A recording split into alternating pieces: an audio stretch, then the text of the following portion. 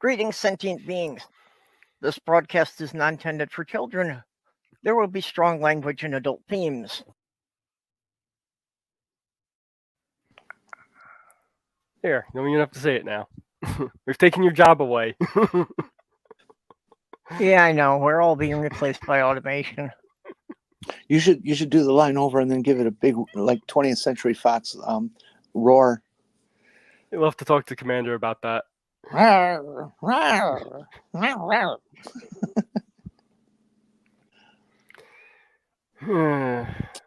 just got this derpy Jenny in the chat here, I see. So Derp, derp, derp, derp, derp. Yeah, I'm just having difficulty controlling anything now because my trackball is really flaking out. I hate when that happens. Yeah, well, it's an old one. It's getting worn out, but Yeah, I love these Logitech trackballs, but they're prone to this problem. Yeah, Logitech seems to have really gone downhill with their buttons. They seem to wear out after. For me, they usually wear out after about 6 months to a year. Yeah, well, that's I've been reading online, and yeah, they've got a problem with the particular switches they use for the main buttons. Yeah, I actually switched over to a Microsoft mouse, so you might maybe want to look into that, see if trackball by Microsoft will work better for you. Yeah, I've been using. Do you ever take the trackball out and clean it? It's not. No, it's not so much. It's the buttons that are the problem, not usually the trackball. But yeah, I do clean mine pretty regular. There are videos on how to fix the buttons on these mice or trackballs or whatever. Yep, that's what I found. It's harder than it looks. Well, I ordered some of the replacement switches, and I've got 2 old ones that did the same thing. So basically, I got 3 tries to see if I can get right. But yeah, I haven't done soldering on something that small for many years. Well, the videos on how to fix them usually doesn't even require soldering or replacing the part. You can just bend up the little metal piece. Just glue the wires on, that'll work, eh? Yeah, well, I thought you'd have to solder them just to get them to stay on the circuit board without things pulling out.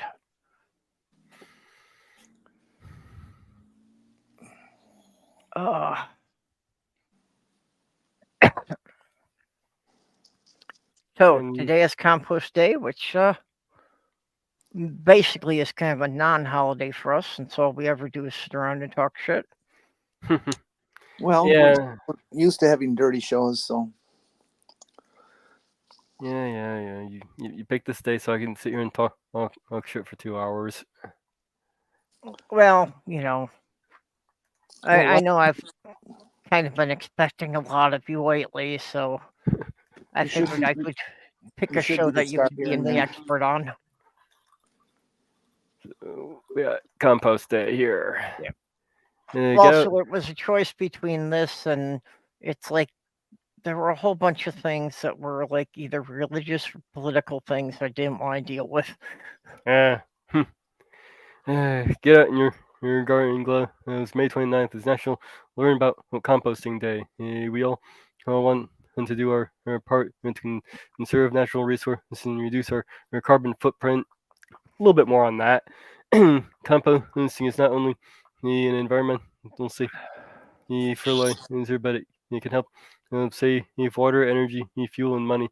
It also keeps toxins from getting in our runoff from groundwater through use of chemical-based commercial fertilizers. A little bit more on that too. The use of natural fertilizer made from compost will make your garden hospitable to wildlife, birds like honeybees, hummingbirds, and of course, it's worms. Vermicompost.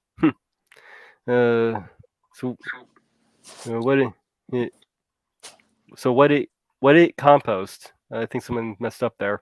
what is compost? I guess compost is organic matter that has decomposed in a garden, and decomposition is a good thing. And, well, actually, that's surprisingly a better definition than some of the ones we actually found on more reputable sites. Compost can be made from kitchen scraps, lawn clipping, newspaper leaves, wood chips, coffee grounds, and all good options. With my first batch of kids, I kept a worm bin going down the basement, because we couldn't let them freeze in the winter.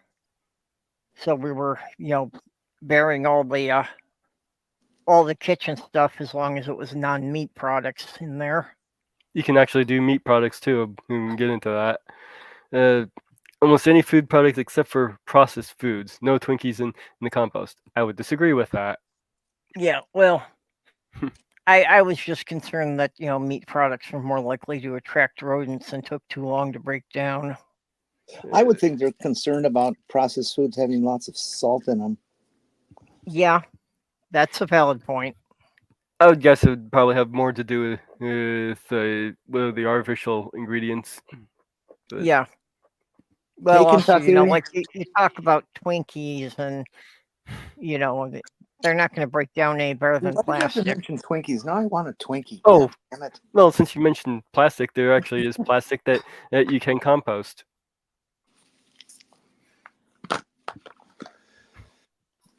It's Twinkie. It's Twinkie. Yeah. They've actually discovered a bacteria now that has evolved naturally that is capable of breaking down styrofoam. That certain insects will actually chew on styrofoam because they've developed a bacteria in their gut that can break it up. And the more they eat, the lighter they can get, so the further they can fly, right? Well, it would certainly help them float at least. Kentucky, Twinkies are almost as good as duct tape. You mean to eat? Yeah, Kentucky, did you want to get in here? Yeah, you got the link. I sent you the links. Then we have no more audience. Oh, Ember's here. Oh, okay. Well, Ember, you can come in too. Then we'll still have no audience. Hey, Amber. Yep.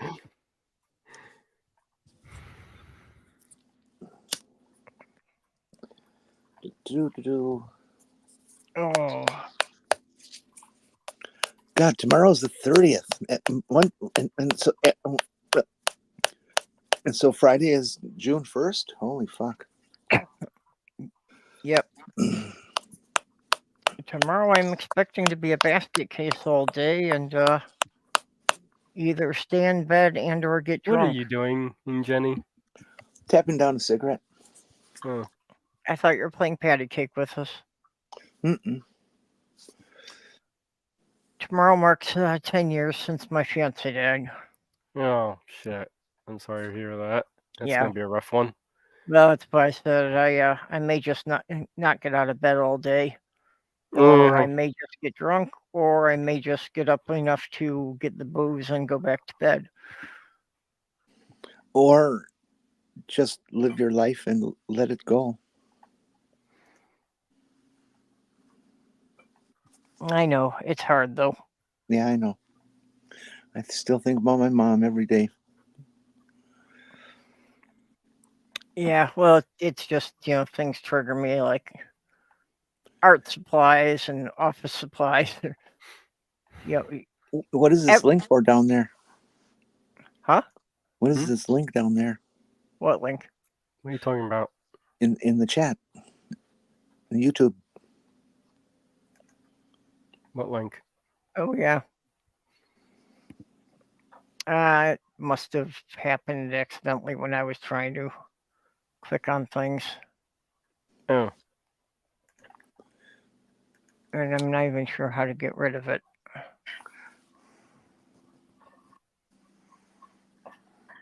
It really isn't anything. It was just how to pop out the YouTube chat so I could put it over. Okay.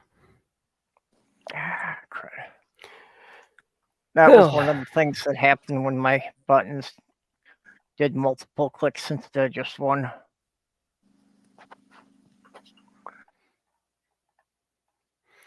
Yeah, we can break down compost into basically two categories: browns and greens. And this is a rather very simplistic way of explaining it. And that basically comes from, your live stuff is usually green, your dead stuff is usually brown, and so you get a ratio. And this also gets into ratios. So the ideal ratio for carbon and nitrogen is 30-1. And well, actually, ideally you want a 25-1 ratio, but since the carbon will seep out of the compost as it breaks down, starting with a 30-1 ratio, will actually give you a better. It'll break down and then become 25-1. And what browns are and it's not just the browns are carbon and the greens are nitrogen, and they both have carbon and nitrogen in them. What brown is that it's something that has is carbon in that carbon ratio, that 31 in carbon ratio is higher than 30-1, and whereas the greens means it's lower. Did I make that link come back up again? That link is for the little wavy hand. It's an awful lot of letters just for a pink wavy hand. Oh, Regios? Yeah. So we can explain that better. We'll use apples and oranges. So a 30-1 ratio of it would be like 30 oranges with one apple. So it would be 31 in fruits altogether. And your carbon would be the higher rate, would be that ratio or higher. So you'd have could have 40 the oranges and one apple. Well, but your nitrogen or green would be lower than that. So you could have 30 the oranges and two apples. Make it simple.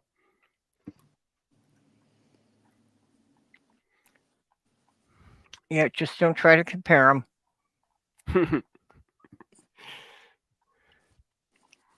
My old Twitter is not working.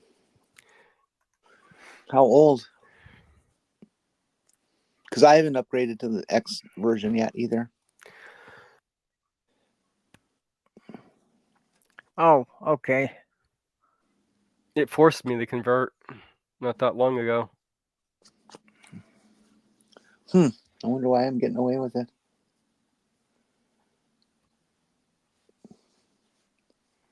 It should be What did it force you to convert? It's sending me over to x.com instead of Twitter. Oh, so that. It's automatically redirecting me. Yep, there they are. I'll be back. All right, I can keep going. Turn down the volume. Yeah, just make sure to mute yourself. No, they don't. You don't want them to hear what we're going to say. There. I'm muting her. It still matters on her and not this. Well, now that I've covered the ratio for your ideal compost, forget about it. Not necessary. You need to follow. You don't have to sweat about it at all. How come? Just take organic material, your leaves, your sticks, any dead or dying plants, your kitchen waste, put it in a pile. If you just let it sit, you'll get compost. No, you need to go to the garden center and get one of those big barrel things. Nope, you don't need that. No, you have to have that. I'm sorry. This is America. Nope. Suburbia expects cleanliness in the backyard, not a pile of junk. You can do a big pile right there. As long as it'll eventually break down, and you'll get compost. Now, to speed it up is when you want to turn it and do all that, and that basically gets into two different versions. So what I was describing just now of just putting the pile together and kind of leaving it, that's a cold compost because it doesn't heat up. A hot compost is one that you're constantly turning, like what you'd get in the tumblers that you were just talking about, or having to take a pitchfork and turn it manually like that. That'll heat up, and that can actually get over 100 degrees. It get pretty hot because of the bacteria breaking down everything. And that's the one that you want to use is if you're going to be throwing in things like more questionable things like meat, or you can actually even use dog poop if you wanted to. Any organic material really, but with the stuff that could generate quite some more hazardous bacteria and pathogens, you want to use a hot compost. And really, you can even use human waste doing that, which has been done since ancient times. Yeah, you go ahead and crap in your pile outside. Yeah, there's nighttime. I suppose you could do it then, eh? Yeah, in fact, I've seen people with a specially designed toilet that collects the poop and uses sawdust to cover up the smell, and then they just gather it up and compost it. Oh boy, that really sounds like a lovely thing to do. We had this guy back home in Milwaukee, Will Power was his name, and he was a guy who took over some land that wasn't being used right in the city. I mean, not on the edges or anything. Smack dab across from a county park, no less. And he started doing urban agriculture. Okay, it was a small garden, and each year it grew bigger and bigger and bigger. And apparently now it's huge. And the city started trying to close them down. And the environmental people, fans and stuff came through and, had some arguments and stuff. And they said, oh, well, okay, then we'll change the rules. And he gets to grow this stuff. And a lot of the harvest goes to meal programs and food banks and all that kind of stuff. Well, they needed to, it's all volunteer, but they needed some cash to do some expansion and machinery or whatever, because they're getting bigger and bigger. And so they started selling the compost that they have been making for years, and people just love it. And apparently they're making, last I heard, this a number of years now, they're making hand over fist on this compost because people like it so much, and they are able to generate like dump truck loads of it at a time and stuff. And that's pretty neat. All for a food bank program. I love it. Now he's next door to an old Nike site, and I heard completely unofficial that somebody said he's going to try to petition the federal government to donate all the land of that base to create an urban garden. It would be, God, probably 20 acres to become a local garden. That would be very cool.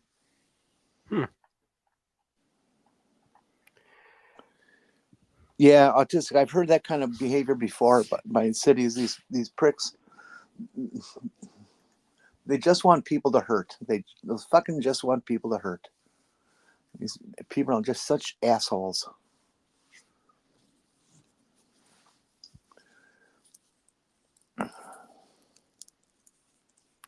I absolutely hate that whole you can't feed the homeless this crap. Mm-hmm. Oh, well, it encourages them to be homeless.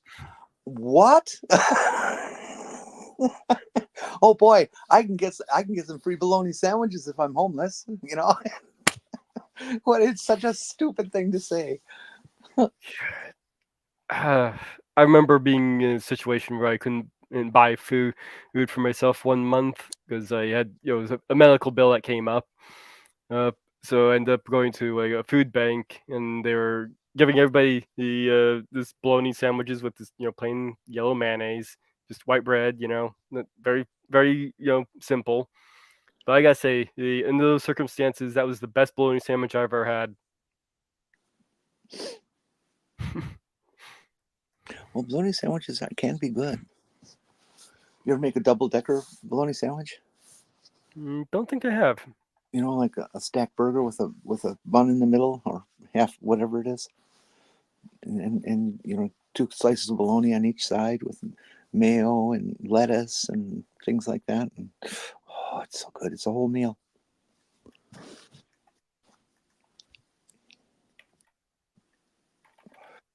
So how long does it take compost to become compost? That depends. And if you're just doing a cold compost, that can take a year or more, or sometime even up to 2 or 3 years. If you're doing a hot compost, that can take as little as a couple of months. Now, how do you make a hot versus cold compost? Just by turning it, just moving it around so it gets aerated, and that's actually a better idea because you'll get less. It'll be actually environmentally friendlier to mix it more. Is what we seem to be finding. Is it just sitting there, or it'll gas off more. Also, with less air, if you're getting too much nitrogen and not enough air in there, it can become anaerobic, and that's when you start getting the smells. So you're doing something wrong if you're getting it's turning smelly. Okay. So the action of turning it creates a hot or a cold? Hot. Okay. That'll cause the whole pile to heat up because of the bacteria action. Because the bacteria is getting more air, or it's being able to move around more.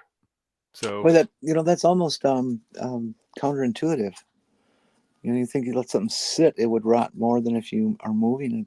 I don't know, just something about motion makes me think that.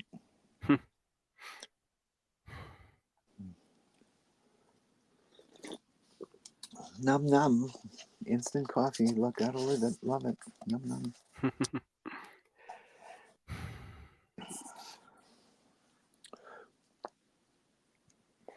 So how do you use your compost then? Let's say you got a 50 gallons worth of compost. Good question. And now a lot of this is actually a big mistake people make. You can even experienced gardeners will make this: is don't use pure compost.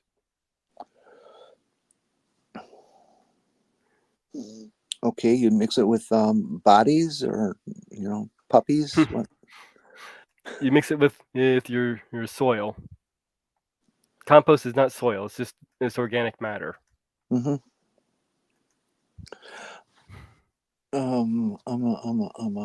Let's see here. Well, if you've got stuff planted already, do you have like a pile of dirt nearby and you mix that in the compost together and then apply? Yes. Okay. Explain the procedure now. Come on. I don't know any of this. Well, it's very easy. Just as you said, just mix it together. And you want, believe it or not, you can actually use a lot less as compost or organic matter than you may think. Ideally, a mix is for soil is 45% minerals, 25% air. So you want to keep it aerated. You don't want 25% in water, and only 5% organic matter. Really? That's surprising. And then you'll have your soil life. Do you ever use peat moss as part of your compost? Yeah, I sometimes use peat moss. That can be more acidic, in how it sits. It's a little something. I'll be bouncing around on this guy a little bit, but check this out. Really quick. We had 5 test plots. Each of those test plots had different levels of compost applied to them, ranging from no compost to 6 inches thick of compost. I transplanted cucumber plants into all of those beds, and today we're going to find out which one actually did better. So that's the first part of that. So which one do you think did better? The one in with no compost, or the one with the 6 inches of compost? Well, they had a bunch of different ranges. I'll take the number 2 one. Number 2. All right. Yeah. Number 2. Good choice. All right. Well, since we got some people who else came in here, Commander Stephanie, we want to get your guesses in. Oh, we have a sexy furry and some kind of sailor type person. Oh yeah.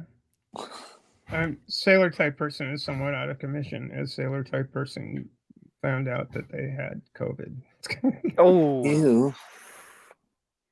Yeah, I was clearly not enough compost in my diet. but I don't know. I'm gonna go. What are our ranges here? We've got no compost at all, which I think is not good. No organic materials. That's probably not the best. I'm gonna go with 3. Number 3.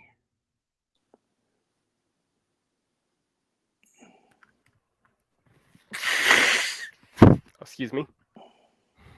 Well, if are we going from 0 to 4, or are we going from 1 to 4? 1 to 4. 1 to 1, 2, 3, 4. 0 to 3 or 1 to 4? 1, 2, 3, 4, 5. There looks like. I'm going with Just 3. thick of I'm gonna compost. go with 3. All right. 3. All right. Poopy dirt. Well, if you're going to use poop, you'd better make sure it's well rotted, because otherwise it doesn't work out so hot. Now, do you dry the poop and then grind it up, or just throw in a big log? Let's just put it this way: horse shit is better than cow shit, because there's more. There's. I hear elephant shit is the best. I don't know if there's people who I've actually go to heard the that local too. zoos. I actually like bat guano, and not just because. Oh yeah. You can make compost and gunpowder from that. Yeah, and not just because the off the cuff video I did on the bat guano I got turned out to be one of my best done in videos. Best performing High videos there. Huge amounts of phosphates. Mostly nitrogen. Exposed to the Martian atmosphere. Yeah, they could start a commuter bus service to Mars. You know, bring your bushels of compost and leave them there for a day or two, and then we leave, come home. So jumping up onto this guy's video. And not all composts are actually created equal. In fact, the compost that I use, the Kellogg's Amend, it's composted wood chips. And it's not fully broken down compared to other types of compost that you... Okay, that's the part I wanted to just get into. You said not fully broken down. Now, I'm glad he said compared to other composts, because that's really an important point. Because finished compost or fully broken down compost isn't really a thing.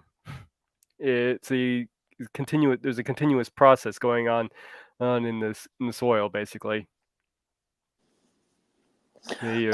Does compost act as like a starter batch in sourdough bread? That when you put it in there, it begins to blend and compost any kind of organic matter that's in the soil that you're putting them in? I don't think that's how sourdough bread works, but I don't know. I'm asking.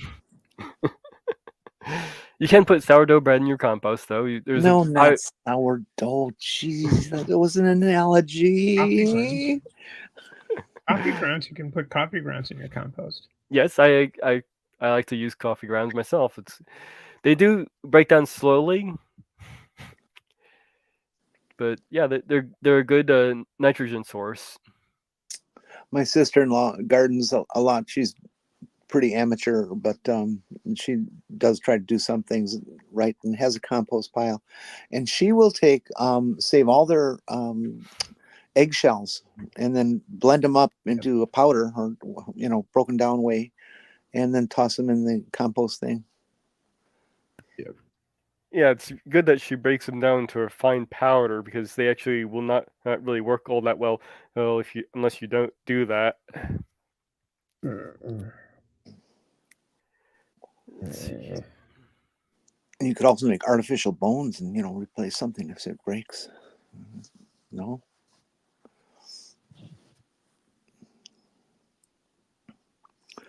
Cooked food is often slower.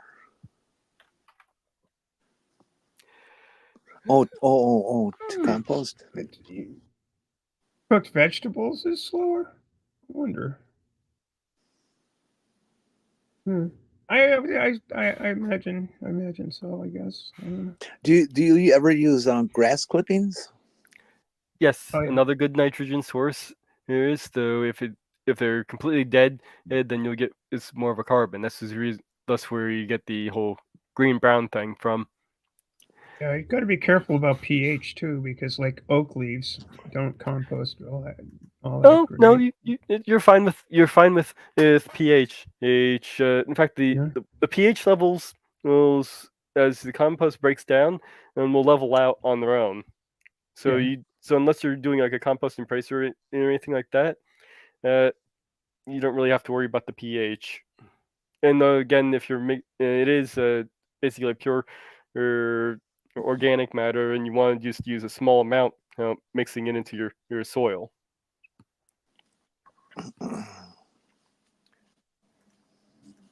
Wonder what kind of compost politicians would make. Probably a lot of. Yeah, I was going to say that orange compost is probably not all the greatest. Oh orange, no, blonde orange compost, not great. Oh no, I have to say that the human waste that we usually produce out of our backsides would probably be more useful to composting than the human waste that's produced from your average politician. So you don't think DeSantis has enough good points to become good fertilizer, huh? That makes sense. It's useless no matter what you do with them. Yeah, on the eggshell little thing, I have a little snippet I had saved here. Your hand crushed eggshells does not add calcium or change pH in the soil after 3 weeks. Finely ground eggshell added calcium and changed pH. Eggshell will stop breaking down and change pH when its pH levels are at 6.8. I once was watching Victory Garden on public television. This was years ago, and they were talking compost. And this guy had 3 compost piles that were in various states, and he worked with them in some method or set regime he built for himself, and each pile was further along in the compost process. Did you ever hear of anything like that? Repeat what you said. That he had three separate piles of compost, and he worked them so that they would. It's evolving into you got the base one that is just fresh stuff, then the second one that's part further along, and the third one that's ready to use. Oh yes, I know. I've heard about that. That's actually a pretty good way of composting because that way you're continuously getting in compost to work with.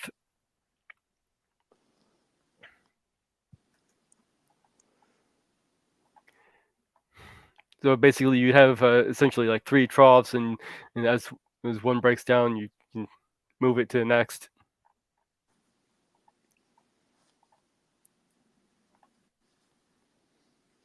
And what did I hear also about? I don't know that much about composting. Well, then you're in the right place to learn. See, it's always good Captain to learn. Death has a barrel. I told you have to have a barrel. You got to have it. No, you don't need the barrel. In fact, what I use is I have the empty bag from the peat moss. I put my compost in that. It's a 3 cubic foot bag. And I just use that, and that's been pretty good. Tiny cap. Tiny kept asking if the link is in the DOSTA. I can't put the link in the DOSTA unless Purple gives permission, We don't usually or put if the he links. wants to come Yeah, on. we don't usually put the links in. Are you in? Are you in any of Purple's DM group on Twitter or on the? Well, if you, I put the, or do you have the or in Purple's Discord? Because the links are there too.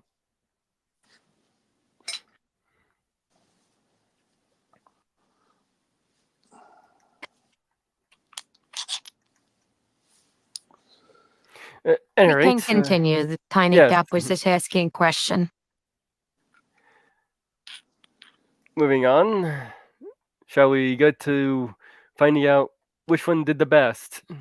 Yes. The winner of the Clash of Compost was actually bed number 1. No compost. If we All just right, do what was inspection, got it?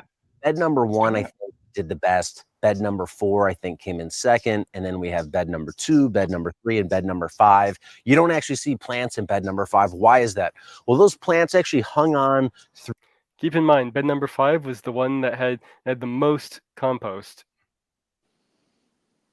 Through this week, and they finally died off earlier this week. I had a lot of trouble actually keeping that bed moist. I think the soil just wasn't a good soil. Well, it wasn't even soil. I think the compost wasn't a great compost to have plants put into from day one. Those transplants were just too fragile. With the 90+ degree days we've been having, they had a hard time of it, while all the other beds did really good. So something I'm finding, I see it's rather interesting that I'm seeing is bed number 3, he seemed to be struggling more than in bed number 4. Yeah, I gotta wonder about the. Why would you use method compost at all with used this guy's results? You do want some organic material. And usually what he probably worked with, if for starters, probably was already sufficient. So if you have like really dead kind of, I don't like to say dead soil, because really you're not going to find dead soil. Even if really dead stuff is not dead, as we're finding out. But in that cases, you want to add more organic material, or if you've been growing in something for a while, you can work with it that way. But just so if anybody wants to, since I'm kind of showcasing this guy's video, I want to put the guy's link in the. There's a link to that video, so if you want to check out the whole video, there it is.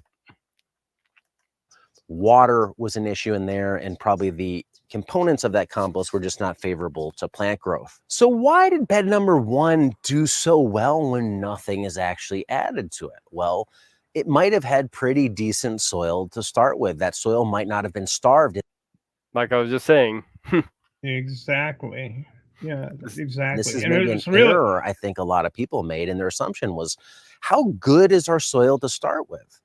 Because in decent to great soil, adding compost might not make a huge difference. It might only get a little bit of a bump.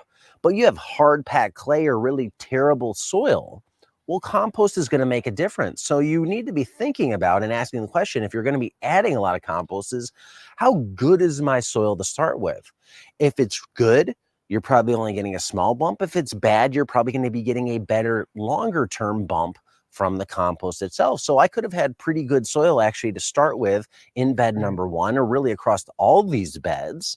So the plants, as soon as they were put in the ground, they could just go to work and do what they do best, do what their genetics program to do, grow tall, reproduce, and try and take over the world.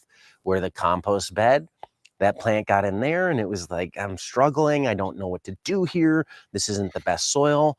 I don't even know if I'm going to live past my. And keep in mind, compost isn't soil. Right, it's organic material.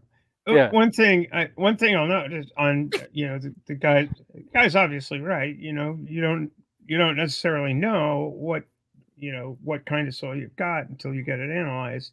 And in a lot of states, I know in the state of Maine anyway, you can take your if you've got a garden or a place, something you're creating, whether it's even if the garden is on your back porch in containers, you can take the soil you're using to grow the plants in to a local your state Department of Agriculture has field stations, at least in Maine. We're a fairly rural state, dude, and have it tested, and they'll come back with a whole breakdown of the soil nutrients and amount of organic material and all of that stuff, so that you have a baseline to work from. And Yes. those guys are really, really, really, really, really cooperative and friendly. And Yeah. that's why. Yeah, yes. Actually, there's a process in how to go about that. You want to take the soil sample from a depth of 6 inches, and you want to take multiple samples from around in the yard. And if you have a spot that looks like it's different than the rest of it, you want to do that separately. Once you have your soil samples from around different spots in your yard or garden or wherever, you mix it together, and then you send that in. I'm sure there were any test kit that would, or whatever, they would send you to send a soil sample in, and would probably give you instructions on how to go about doing it. In Wisconsin, the University of Wisconsin has extensions that you can, in various cities, that help out agricultural issues with people. And you can send your soil samples into that. So check your local universities too. Yeah, folks. Absolutely. That's the way it works in Maine. That's the way it works in Maine. Yeah, and also lots of states have, if you're into organic agriculture, it's a whole different topic.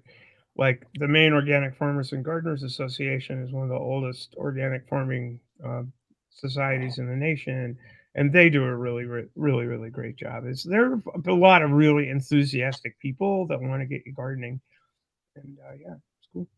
Yeah, I do recommend. It's actually something I need to do at some point. Is get a soil analysis done. And the reason why you would want to take for a depth of 6 inches, and so probably you're wondering that, is higher than that, you'll probably have higher amounts of organic matter.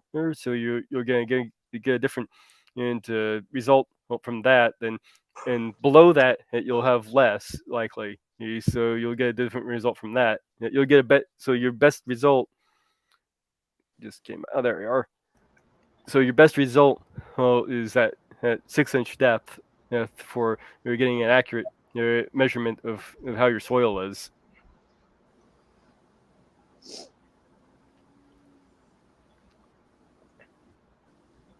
Hey guys. Hello. Hey Joe, how's it going? Good. How are you? Not bad for an old lady with COVID. You got the Rona? I got the Rona. I got my Sharona. I'm sorry, Steph. That sucks. Well, I hope you feel better. This is the third time. Oh, that sucks. I never got it. Away. As far as I know, I haven't had it unless I had like a asymptomatic case. I was doing some reading on one of the right-wing places. That's not really COVID at all. You're just being lied to. That test is rigged that you take. And it tells you things. Don't get the vaccine because you'll grow a third arm and stuff. Yeah, that's right. There's the rig right there. Yeah. And it was like I was thinking, having had it a couple of times before. The first time was the worst because it was just awful. But I was thinking, this constant hacking. I think I might have it.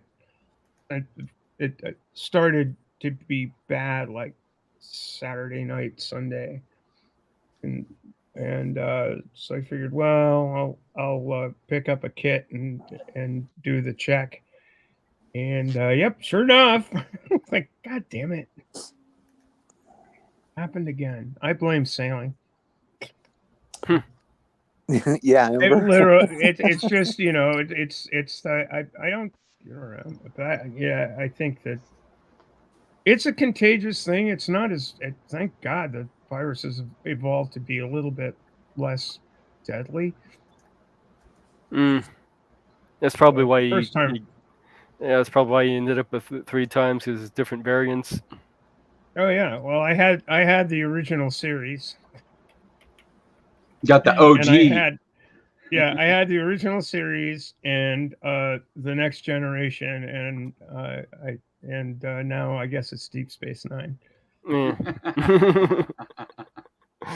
Nice. It's kind of spooky. The hospital clinic that I go to, of course, keeps my patient records like anyone else. And excuse me. One of the things that they keep track of is your COVID immunizations and stuff. And while that was all going on, I had my immunizations done at a couple different places. One place in Madison, a place in La Crosse.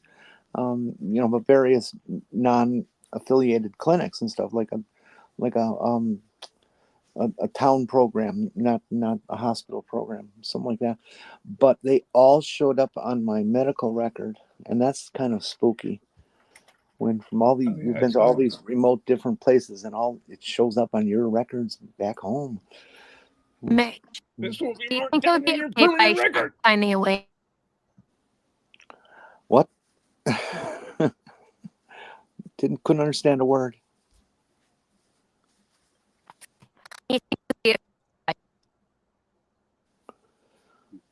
Breaking up.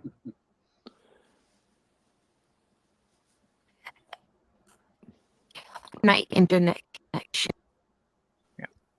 Hey, I'm back. What's up, Purple? Did you pass? Yeah.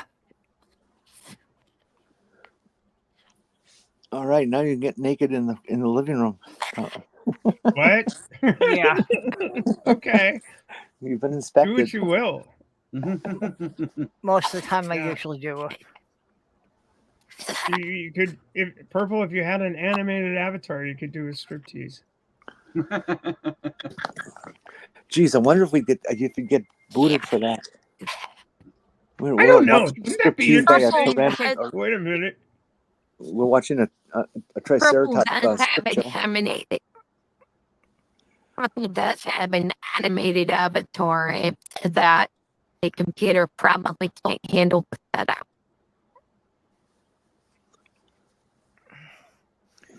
Yeah, Commander's already got me an animated avatar that does the show introduction bit. Yep.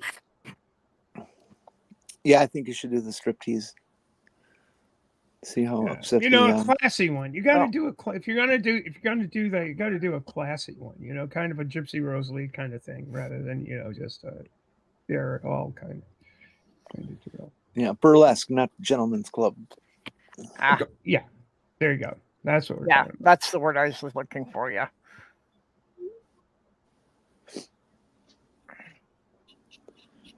Me, I prefer the alley behind the gentleman's club myself. That's definitely. If you're not gonna do the dance around and then take off one glove and toss it, then you might as well just that back alley thing. Well, this is amazing. We kept with the topic for 48 minutes. Yeah, now we're just down to talking shit again. And it was probably educational tip. And I get back to Virginia, I want to plant the garden. Well, I suppose I should ask the question that I want. I came to this showing to get answered. How long does it take a body to break down and disappear?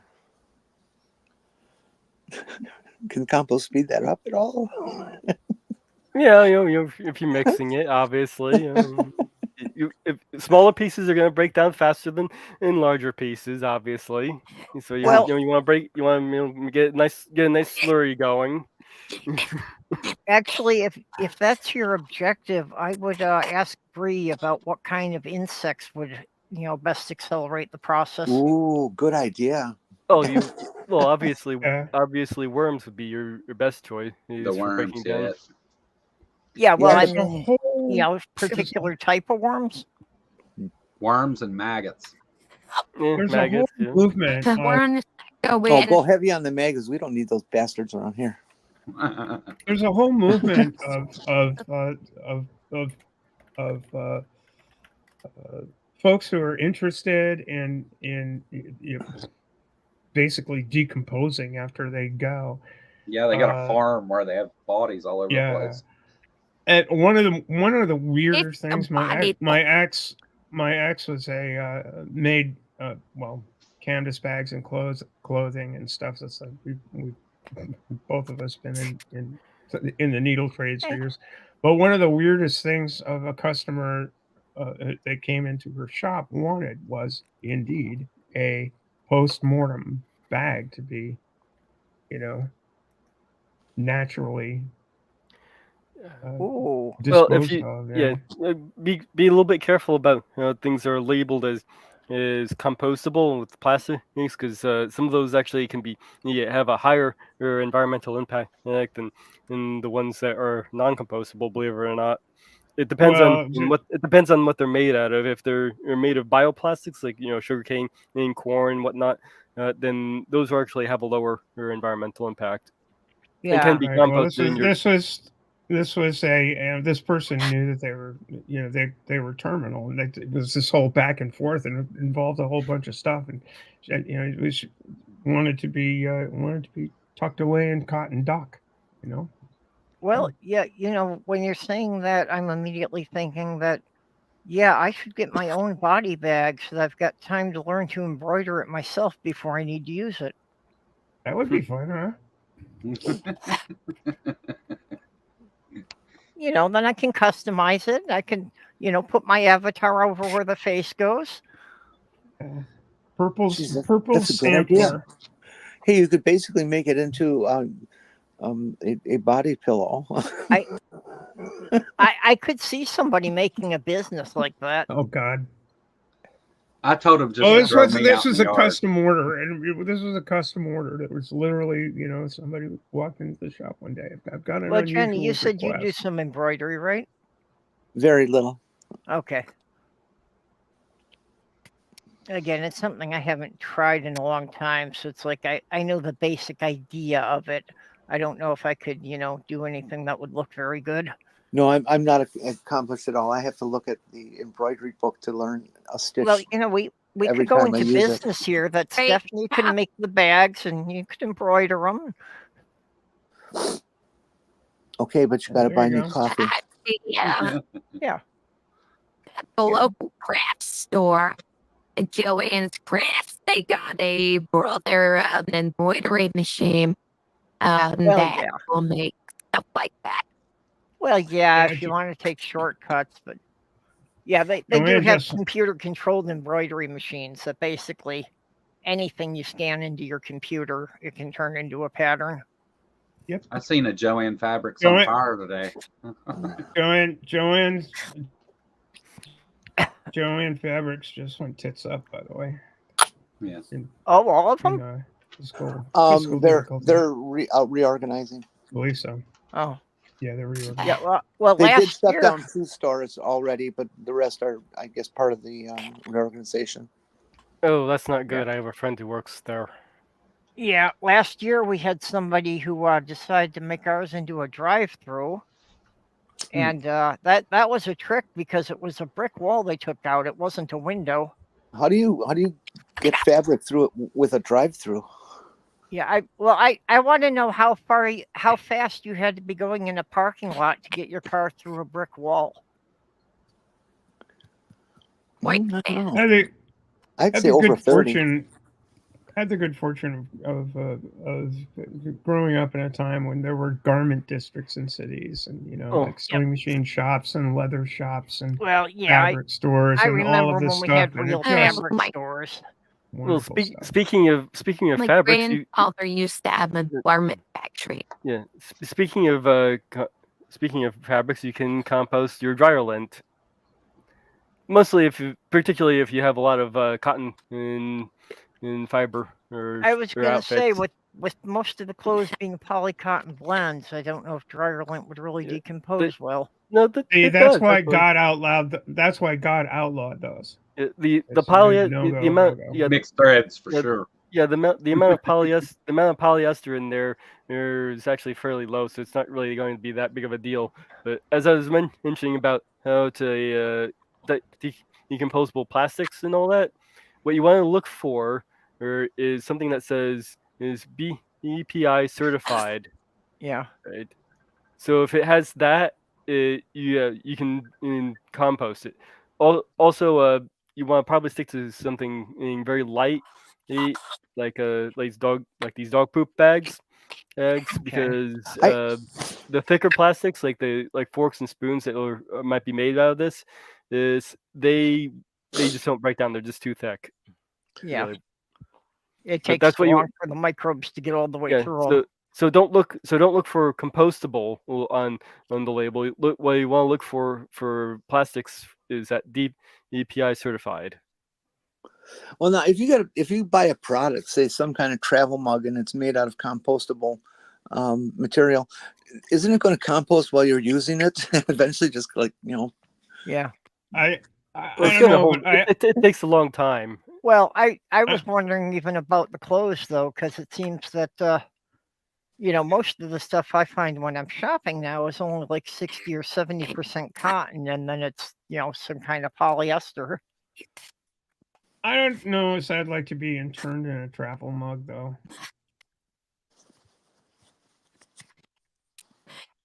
Just saying. I would like to have a recording of me screaming, "Let me the fuck out of here," as they're lowering. Well, I was thinking at this point, I should have enough loose Lego brick to build my own casket. Not quite enough yet to do it just out of purple and orange, but I could do it out of some other colors. That would be great. That would be something. You want to okay, look. You want to make it big on TikTok. Make a Lego build off. you be sure to put a triceratops horns on the area around the head. Yep.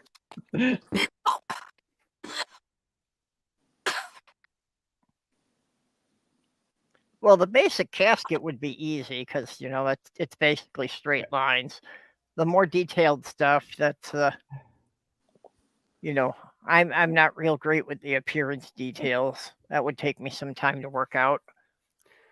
Oh Yeah, yeah, it's like if Neil and Nitty ever start running down in channel views, they should pick that one up. I think that would be great. This week. On the runoff thing, I was just wanting to cover that. That's you can still get the runoff from in your garden in with all the nitrogen and nitrates. So just composting and thinking you're keeping that from getting into your well water or city water or whatnot. That can still run off into it from your home garden. Yeah, they just talk about from farms because they're using a lot more of it at one time. Yeah, and also another thing, since it was mentioned earlier about using horse manure or cow manure, or you have to any source of manure like that you want to be a little bit careful of, because there are some pesticides like herbicides that can get into what these animals eat. And there are certain ones that don't break down throughout the process of going from one end to the other, and can actually take about a year or two to break down naturally in the soil. So you want to do a little test plot of whatever you get when you have something like a horse manure or cow manure, to make sure that you're not adding then those herbicides to your garden.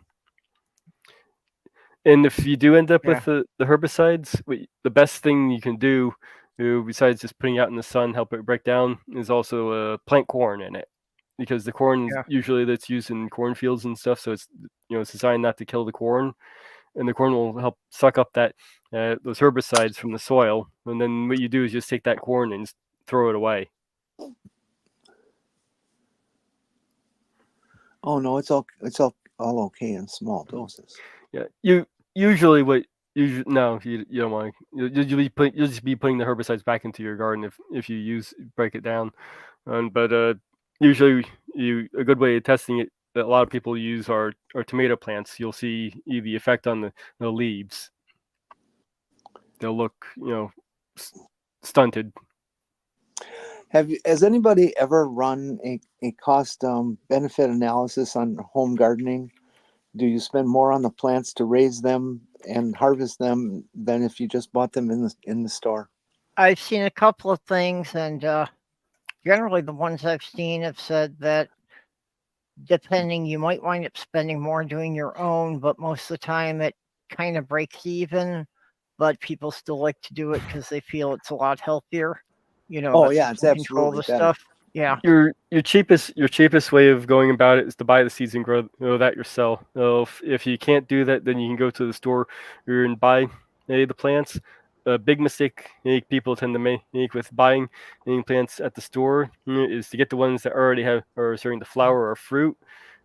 That's not the ones you want to get because they're already on the way out. The ones you want to get are the smaller ones.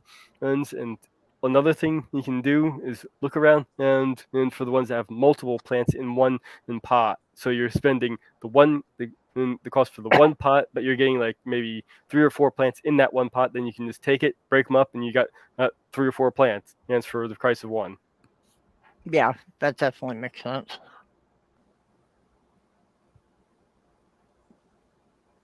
And see, Joe, you seem to be sitting there nodding like you want to say something. No, I'm just listening to your reasoning and agreeing. Oh, okay. I had to step away a minute ago, so I came back kind of in the middle of the conversation, but I was catching up and mentally thinking about what you were saying. And I just want to remark that now it's been streamed for over an hour, and it's stayed pretty much on topic the entire time. Well, you got a topic I can talk a lot about. So that when Mage said it was when I seen Mage post the thing that it was the compost link, I knew that Mage would come with a lot of stuff about it. So that's why I was like, oh yeah, can I join that one? Yeah, and I was mentioning about the herbicide testing. This is effects of grazon on plant. So this is what you can look for, and if you're doing a test batch, you see how the leaves are curled and not really kind of thick looking. Yeah. So that's the result. Of what? That's the effects of grazon. It's a type of it's actually a brand of herbicide, but there's a number of herbicides. That's basically what you'd look for testing if you use horse manure or cow manure that you get from really anywhere. Even if the source says they don't use this stuff, the horse could go to another field that does, and eat there, and then so always check your manure before you use it. And also the same thing goes for straw or hay that you may use as well. Now, would that include uses like flinging it against the wall also, or in the fan? Yeah. Well, I live in a rural enough area, a rural enough state that I can, I know I've got a friend who has a dairy farm and who has horses, and if I need shit, I know where to go to get some shit. Oh yeah, there's shit everywhere here. Yeah, my dad used to go to the horse riding stable. Yeah. I believe that was my very first job ever was shoveling horse shit. Shoveling shit. Ooh. Yep. Been there. Yeah, I like to use I use the chicken's manure. I put that in the compost because doing it straight is very high nitrogen and can actually burn out the plants. The only plant that I found that it's perfectly fine in the top dress with that chicken manure straight is my sweet potatoes. The really high acid stuff. I imagine blueberries. I imagine blueberries would probably like it too, since it's also they like high acidity. Yep.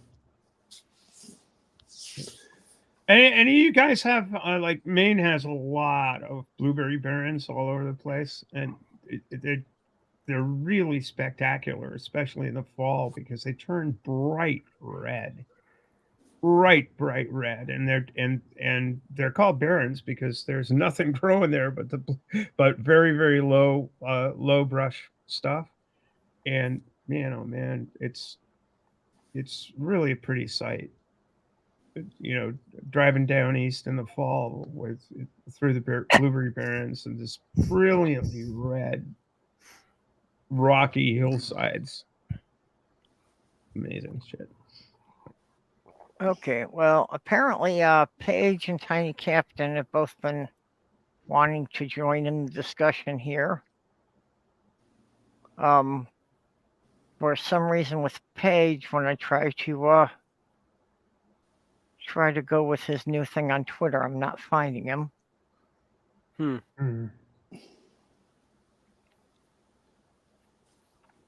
the Discord for God's sake. Yeah, I just sent out the Discord link there, so Yeah, hopefully they'll come and join it that way.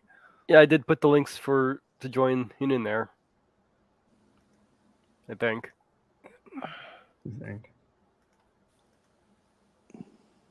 Yeah, you put the link in the Discord about 20 minutes before we started. Okay, yeah, I'm pretty sure I put it there. Yeah. So how you been doing, Jenny? Long time no see. Same old. Yeah. Yeah. Another day, another bunch of hours where I can see without lighting, and that's about it. Well. Yes, the sun stays up so long now I can hardly go out in the evenings. Yes. Needs to go down sooner, right? No. More. I want to live on. I want to be in the Atlantic time zone. I want Maine to separate from the Eastern time zone and join the Atlantic time zone, so I can live on the eastern edge of a time zone, so it's light until 10:30 or 11 in the summertime. Yeah. That's what I want. I get to work while it's daylight, so I like the longer days. Yeah, it's like the best place in the Eastern time zone is like the Upper Peninsula of Michigan. It's like the extreme edge of the Eastern time zone. Stays light until 10:30 at night. Oh yeah, another thing. Well, it depends where you are. See, when I lived in Upper Michigan, the Upper Nobody Peninsula actually lives changes in Upper Michigan. Well, the Upper Peninsula changes with the Eastern, except for the 5 counties that border Wisconsin. So literally, I was on the same time zone with Wisconsin, and driving to the next county over was a different time zone. Well, that's kind of fucked up. Yeah, it is. Oh yeah. Well, there's a line somewhere, everywhere. Every time zone has. Yeah, but why didn't they just keep it at the state line? That's what I'm saying. To piss you off. Yeah, that would have made more sense. Yeah, I can if I go visit Robin in Kentucky. I'm in a different time zone. I'm just a couple hours from the an hour and a half from the time zone. Is Kentucky divided? Yep. Oh wow, that's half of Kentucky is the central time zone and half is Eastern. Even when if I watch cable TV here, it always tells me that it comes on at 8 Eastern, 7 Central. Like it always says both because I'm so close to it. A couple hours. That is why I'm a large proponent of UTC. If everybody me too. Wow, this my stream's going to be on at 7 o'clock. You know why we don't do it that way? Yeah, we do it that way because Americans, for the most part, can't count past 12. The 24-hour clock. I should have known. You keep it simple, and you just make it that the standard time zone is Chicago time, so they only have to count, like 2 or 3 hours either way. Yeah. Yeah, No, well, I am. China- My saying this has nothing to do with the fact that Minnesota is on the same time as Chicago. No, nothing. Are we going to have a time zone turf war here? Is that what's about to happen? I don't know. Maybe. No, Look, I'm sticking with Greenwich Mean or UTC, what used to be called Greenwich Mean, just cause being English and all of that, and why not continue that imperialist heritage? Yeah, But yeah. or I could go with the Red Chinese, since like the entire fucking Yeah. country is on one time zone. Yeah. If it's 3 o'clock in the morning, it's 3 o'clock in the morning, even Yeah. if it's noon. Yeah, even though the country actually spans 5 time zones. Correct. I always have trouble scheduling stuff with Mark Reed because he's exactly the opposite side of the world, you know.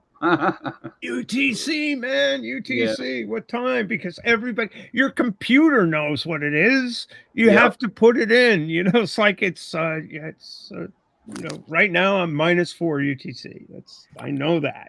I would like to know why Google, every time I go on Google and there's certain things that you do with Google and it shows you what time it is in your times or in your location. Mhm. When it does that, it always tells me I'm in Chicago. I don't know how to change that.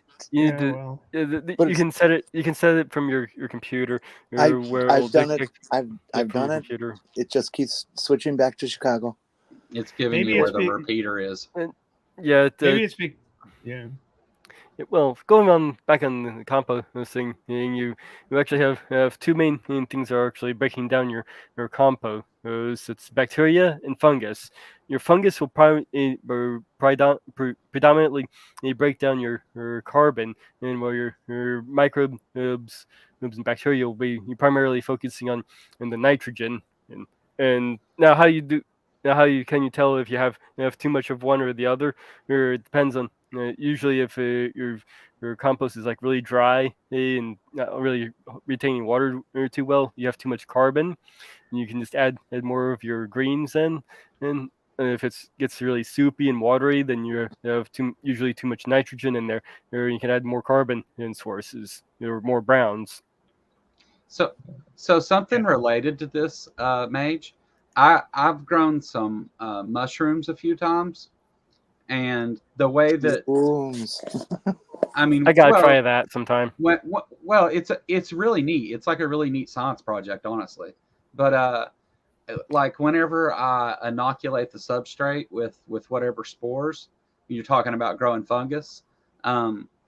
It grows pretty fast that way. So if you had like spores from whatever fungus you wanted to use in your compost, you could actually choose that, right?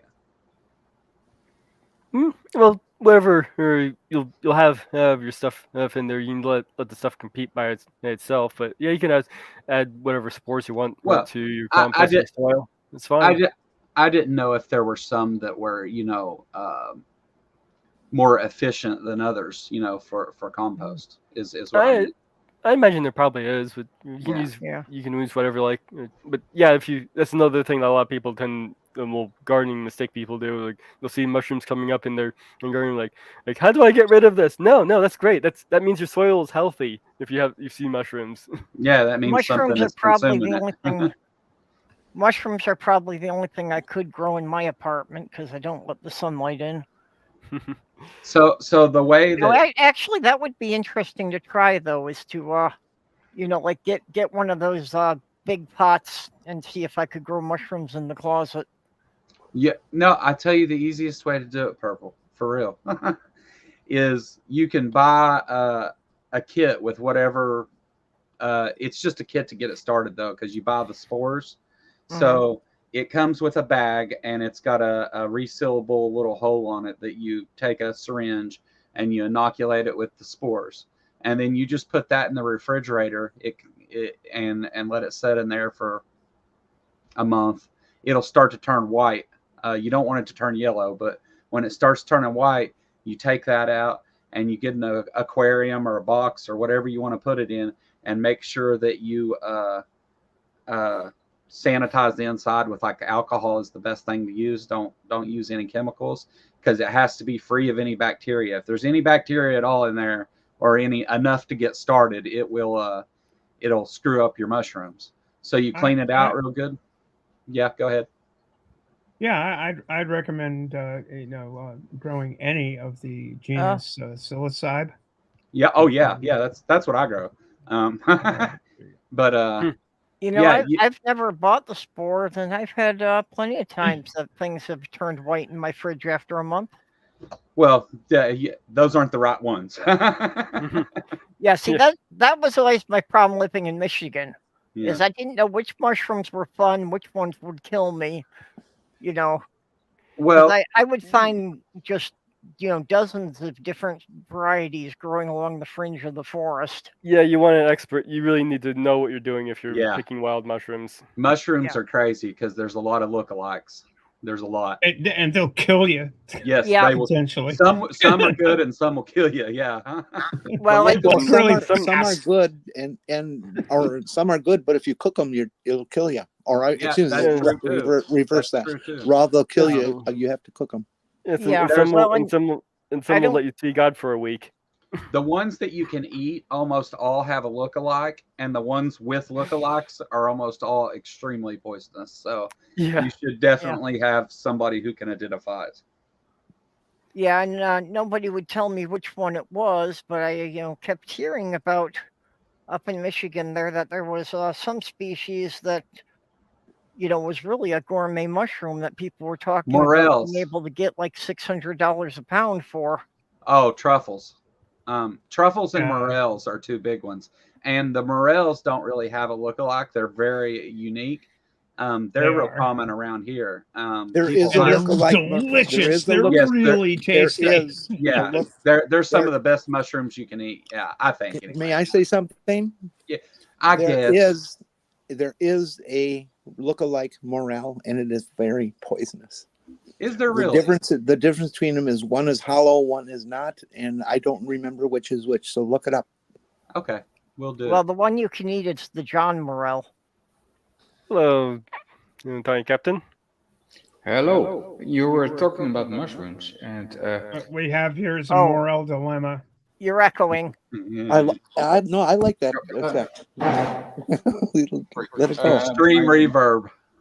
I will get my headphone. I You were think we should talking all about have that. mushrooms. The funny It part sounds is, very godlike. they were Yeah, all- it has just the right reverb for that voice of God thing. Yeah. Yeah, if you could talk with a little more bass, Tiny Captain, it would be acceptable. I had a headphone problem. See, apparently you this is hear one me? topic that may just keep dragging us back to the topic all night, huh? I think that's legit, though. I always kind of thought our best topic would be things that rot. Well, but Yeah, if including I knew we were going to ourselves. stay on topic for more than a full hour, I would have planned it as a Saturday special show.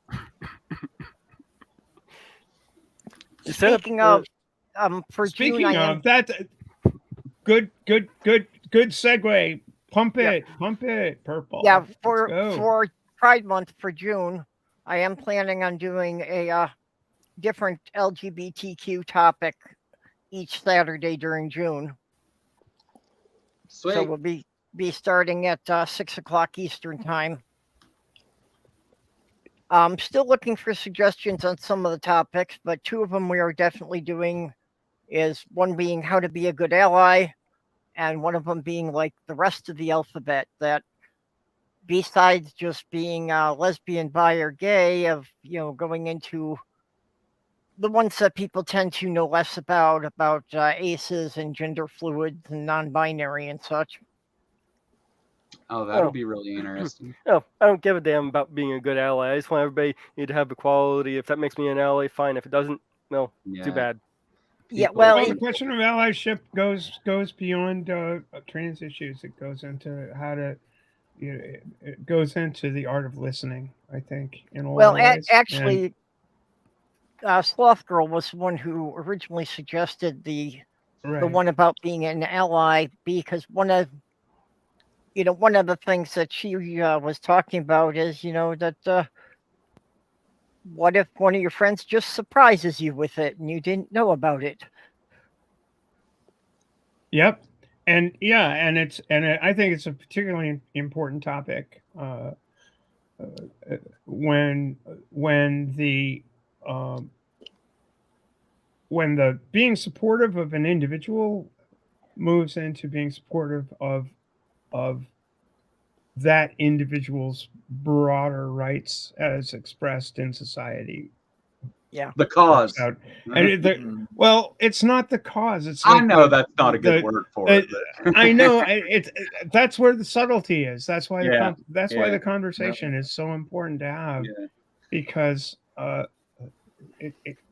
it's one that in actually living you run into on a daily basis, and in so many respects. Yeah, for sure. It's a fascinating conversation. It's a fascinating conversation to have. And you know how to not trip yourself up in having conversations like this too.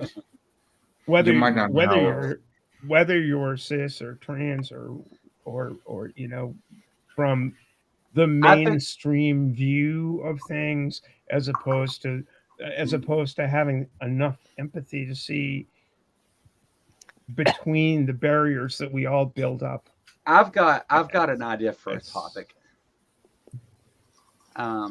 So you know the thing that happened with me here recently, Steph, the whole big shit show that took place, and I have no idea what you're talking about. Ember had to go and kick some ass for us, you know. So how to identify those dog whistles and those things to look for people who have bad intent towards that community, you know. That can change over time, though. It does, but I think had I been more aware of some of the words and terms that the people who are you know, trying to make you know, trying to harm the LGBTQ community, had I been more aware of some of the things they say and do, maybe I would have caught that sooner and known how to react better, you know. And because I'm an idiot. I like the topic, but I don't feel that I'd be knowledgeable enough on it. If you, if we may I respond on it? Come on and talk about it. Ember would be an excellent one for that. And I think whenever he talked with that dude, that you know, whenever she talked with what's his name? I don't even remember, but pointing out some of the words and things that he was saying that were red flags about this. And well, I guess what I'd say to that is that bulls are more sensitive to what a red flag is than. Well, you know what I mean.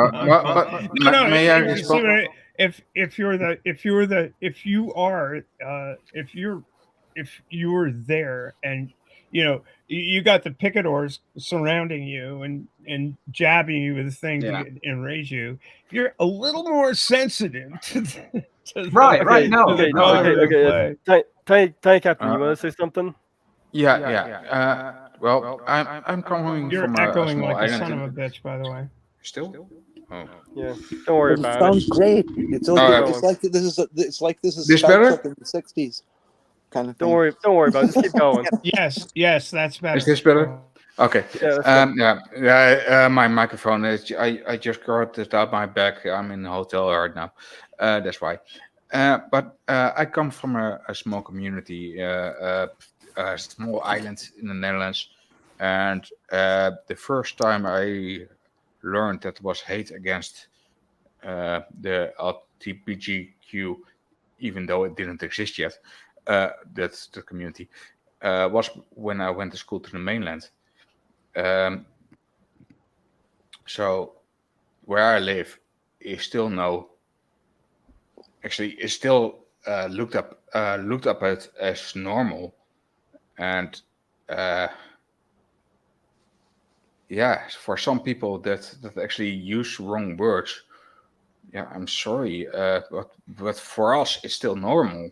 So if we use the wrong words, sometimes we don't mean any harm with it, but we didn't know the existence. That's one of the problems with dog whistles. Yeah, There's also we there's also cultural things that can differ on that as well, that people But, seem to ignore. the whole thing in on the island where I lived on, where I was born and still live on, and my daughter also. My daughter is now on her holiday with one of her best friends. It's a he was still a girl's name because he didn't choose the new name yet. To Germany, and yeah. So that's a little bit confusing sometimes, but where I live, it's always seen as normal. From the as far as I know of, I was born in the beginning of halfway the 70s. My parents moved there in the early 60s. They don't know better than it was normal there, that everybody was accepted and it was normal if you were gay or trans or want to be called another gender. It was normal. Well, So, Europe yeah, has always been better at accepting our community than most places, yeah, other but places on Earth. Yeah, I was going to say, we still unfortunately, it's not the same where I live. we still sometimes use the wrong pronouns because we don't know the pronouns from looking at somebody, so we sometimes use the wrong pronouns. And if somebody says, I don't want to call, okay, sorry, but some people Intention. from the mainland nowadays get mad straight away. And I'm of the thought line that trans people also need to have some understandings going on, that people do make mistakes, and some people take longer than others to learn things, and to not be so touchy and to let people make their mistakes, because they learn from those better than they learn from instruction. But if you're yelling at them about it, then they become defensive and they don't learn anything. But just be calm and just discuss with them. And we're talking in private, not in the middle of the shopping line or something. It's just a better situation. You know what the biggest shock remain calm and realize people don't know things, and they only speak from what they know. You know what the biggest shock was in the street where I live? There's a small hotel in the street where I live, and 6 years ago, it was for the first owned by a couple that wasn't gay. That was a shock to the street. What? They're not gay? Tagging on or jumping on your point, Jenny, it's the other thing that oftentimes, or very frequently, people do tend to speak from pain. And depending on how fresh the pain is, it's that hearing is not necessarily the entirety. Hearing is one thing, listening is another. And I think people need to listen to their own pain and try to evaluate if they're trying to engage in communication. They need to listen to, am I reacting out of my own pain? Be like Kor, Curzon, my beloved old friend. It's Jadzia now. Jadzia, my beloved old friend.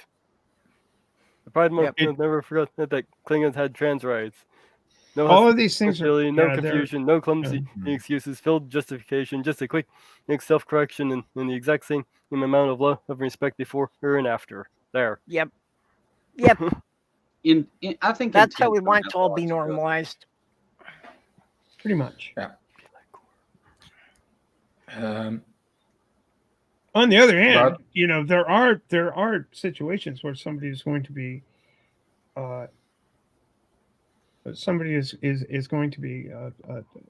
pushing it in order to get there, and these are things where you need to.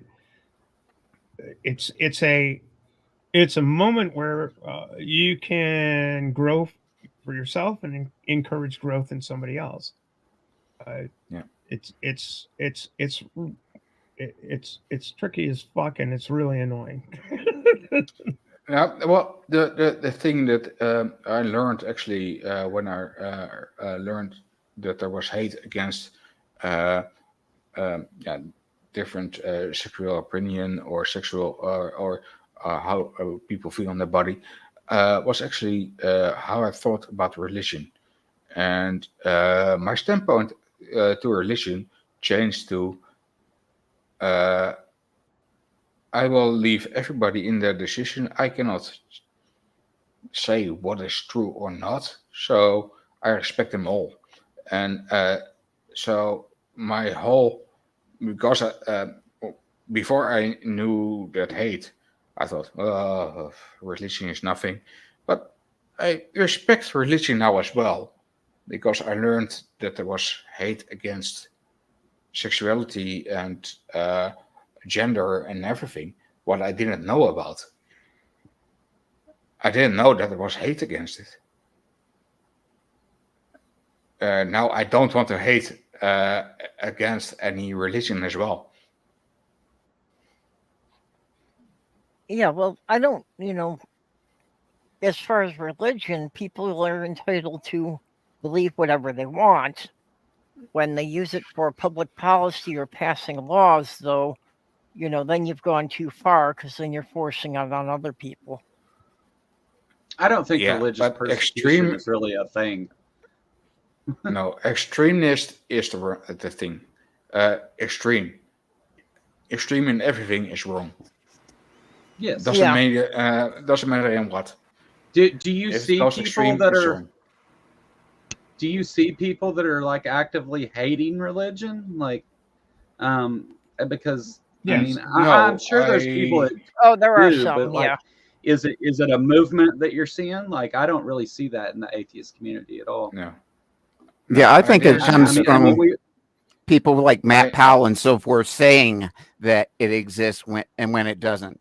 Just throwing it out there. I don't think religious but it persecution really exists in the way that it's defined anyway. Well, unfortunately, I one was- of the things, which is pretty much the reason we have Fox News, is because they know that they'll get better ratings by stirring up, sensationalism. well, dissension. That it, as Well, long as they can that too. generate that there's some kind of argument going on between us and them.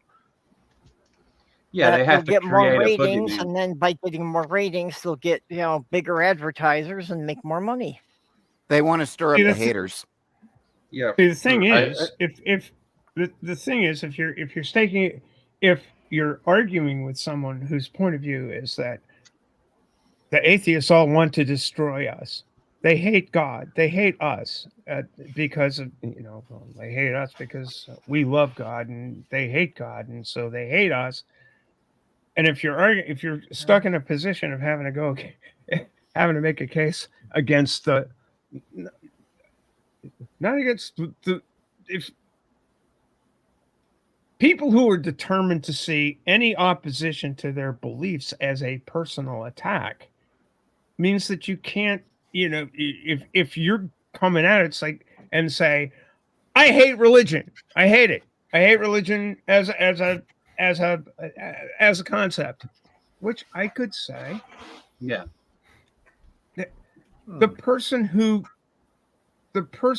is making the case that, well, they just hate religion, they're taking it personally. They're taking it as they hate religious people.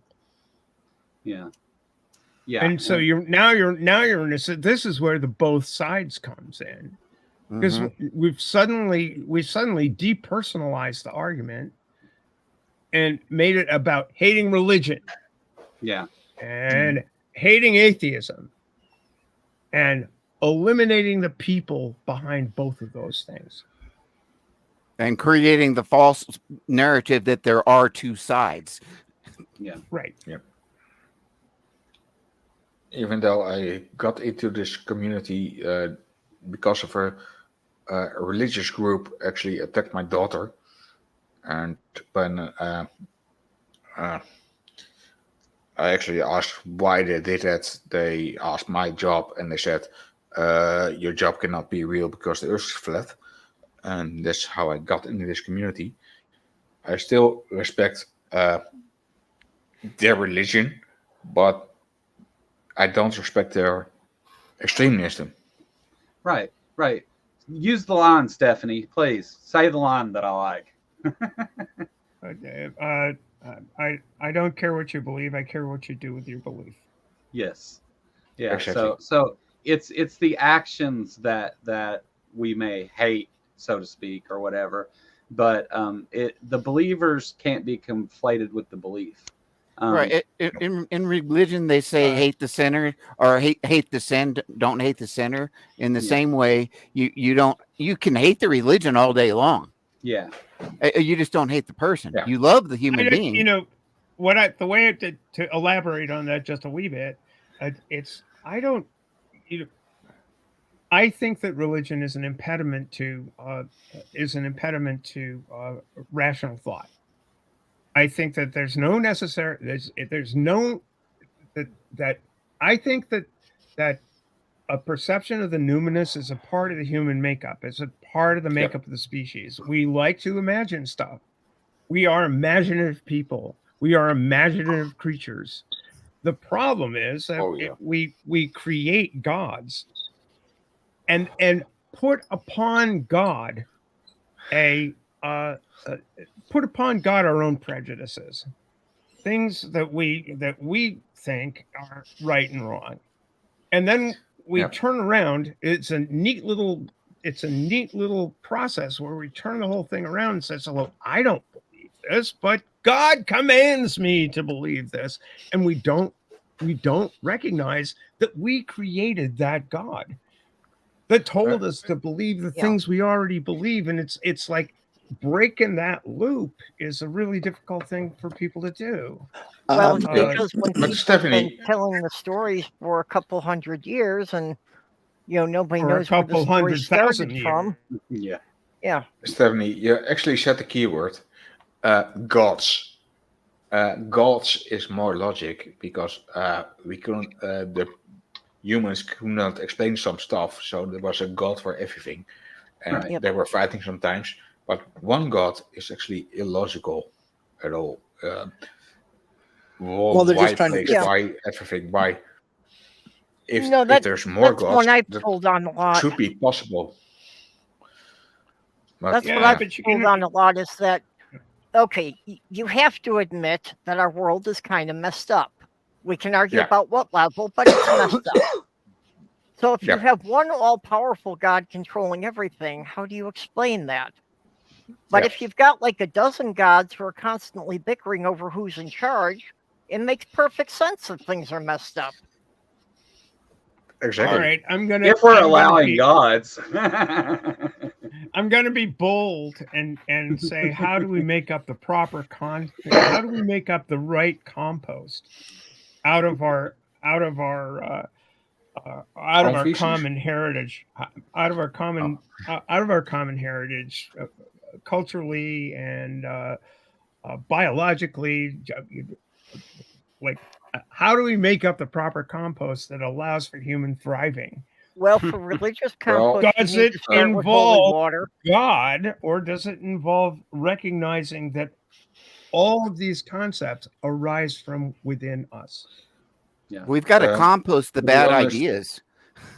Yeah. To be honest, about the whole compost thing, when I was in kindergarten, and when everybody was asked what you want to be in life or later on, everybody said a job, and I said fossil fuel.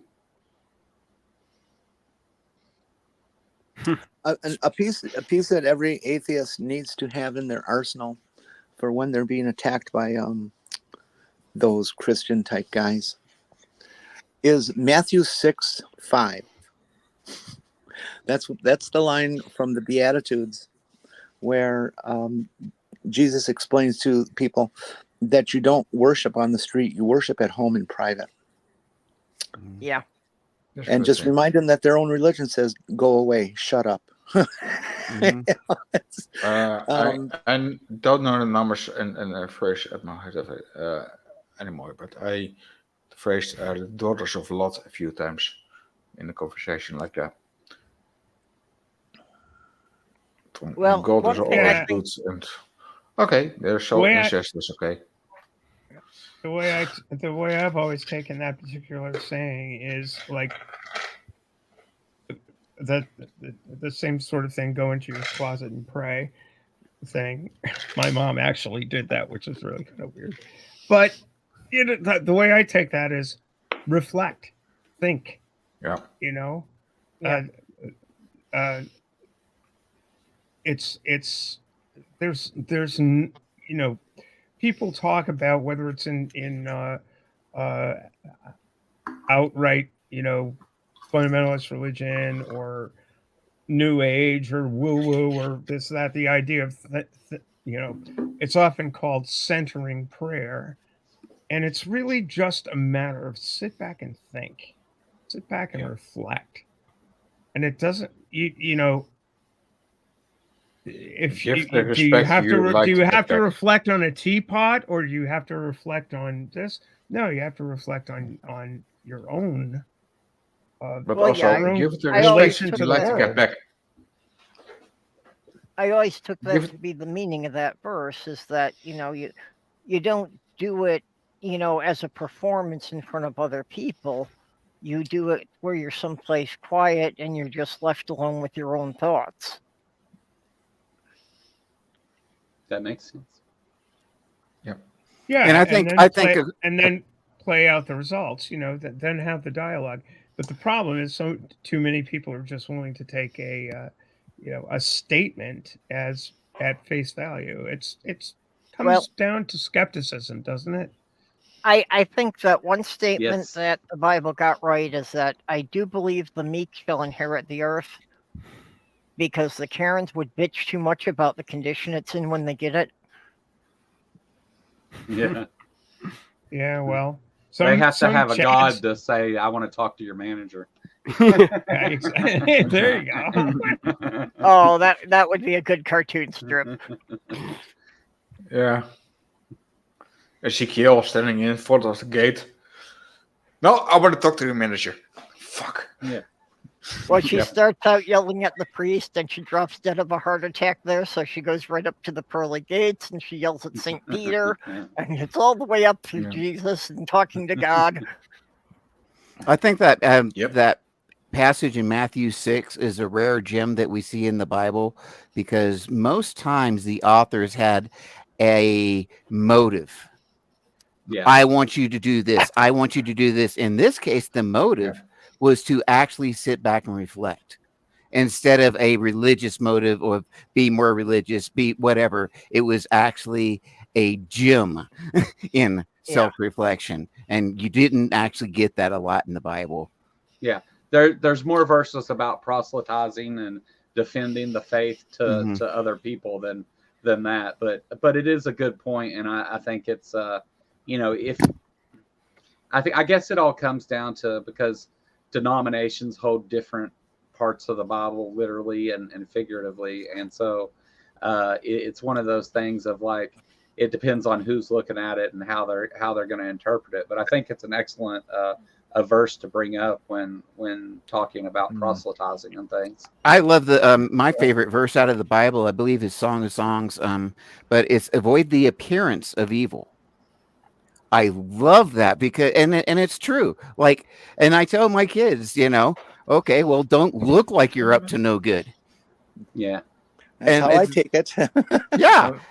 And I think that's a very wise saying, because if you look like you're up to no good, then people are gonna think you're up to no good and treat you like you're up to no good. So avoid the entire situation. There was a gal that I worked with when I was working at a particular place, but she loved to flirt with the guys. I really liked her and we were on a friendship level. However, because she was known as being promiscuous, When I pulled into a grocery store and I saw that she was there, I go across the little town to the other grocery store so that I did not run into her at the store, because I did not want to be seen with her at the store, because I did not want the appearance of evil. Sure. Well, And I really liked her, unfortunately- and I considered her a good friend, but no one ever accused me of anything in that town with her. Yeah, unfortunately, it's one of the problems I run into with the autism. Is just, I act weird, so people are often suspicious of me. Mm-hmm. Yeah. And it's not even things I'm aware that I'm doing most of the time.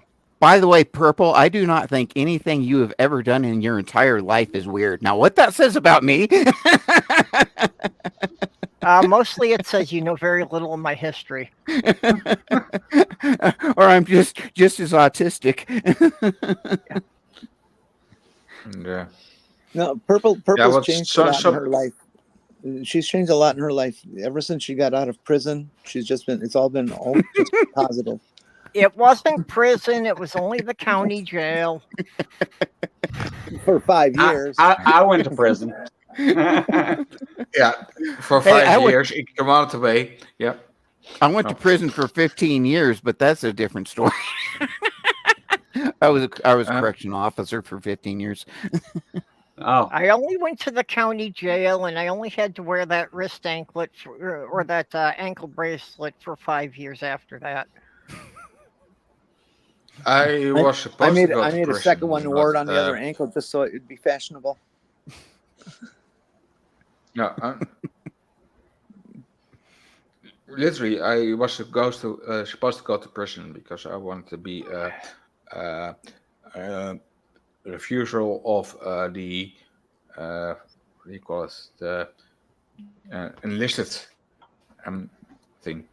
I'm as a pacifist, so I wanted to refuse it, but they actually sent my medical a couple of months too late. So when I received it, it was already passed. So I thought, okay, let the MPs come and arrest me. And later on, I got a letter from the Ministry of Defense that they actually made a mistake, and they made it correct by erasing my existence from their database. I kept that letter. Oh my word, that's crazy. So according to the Dutch,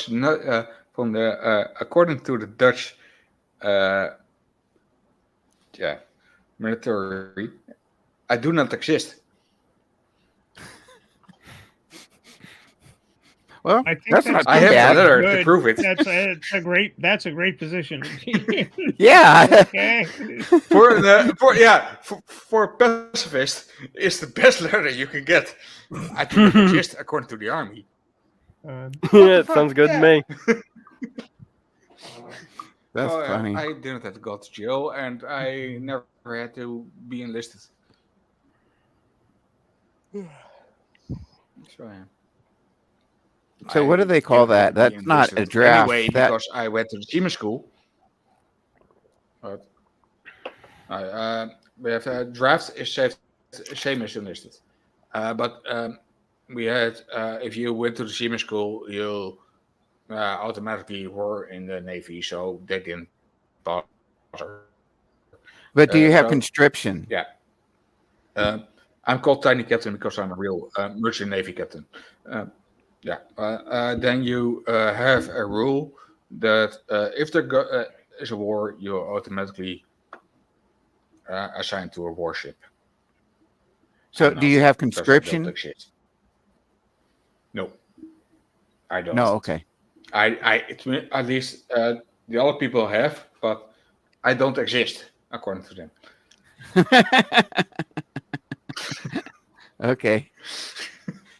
Well, I know a lot of the smaller countries have conscription just because they're smaller countries. Yeah. You have to have basically all hands on deck if there's an invasion. Yeah, you get that letter. You have to open in case of. I don't have it because I don't exist. I have the letter that I don't exist. Now, do you have to pay taxes? I have to still pay taxes because I still exist as a citizen in my country, but I don't exist according to the army. In the Ministry of Defense, I don't exist, but according to the rest of the country, I exist. That wouldn't bother me too much. No. I've got to drop out, guys. I've got to go meet with somebody, but I wanted to drop in. It's and, good to and have you say, here. Hey. Yeah, I'm yeah. glad. I haven't been able to Thank you join for- any of these in a minute. I've been busy, Yeah. but Got anything you want to plug real quick? just the same old stuff. We're doing trivia night tonight at 9:00. We give away gift cards. Check that out. And Sunday show every week with a different guest, talking about topics as they relate to religion and stuff. And we're getting ready to get into talking about some political issues too as we approach this election cycle. So And that's on the Kentucky Atheist. the Kentucky Atheist. Yep. And all my social media is the Kentucky Atheist. So feel free to look me up. I'm always willing to have honest conversations with anyone that wants to talk. But yeah, thanks for having me on, Purple. And I really appreciate it. And holler at me, and maybe you can come over and talk with us one night this month. You and Jenny both, well, any of you, all you guys are my friends. You're welcome to come on and hang out with us anytime you want. Yeah, I'd love to. We'll just have to figure out which night's going to work. Yeah, sure.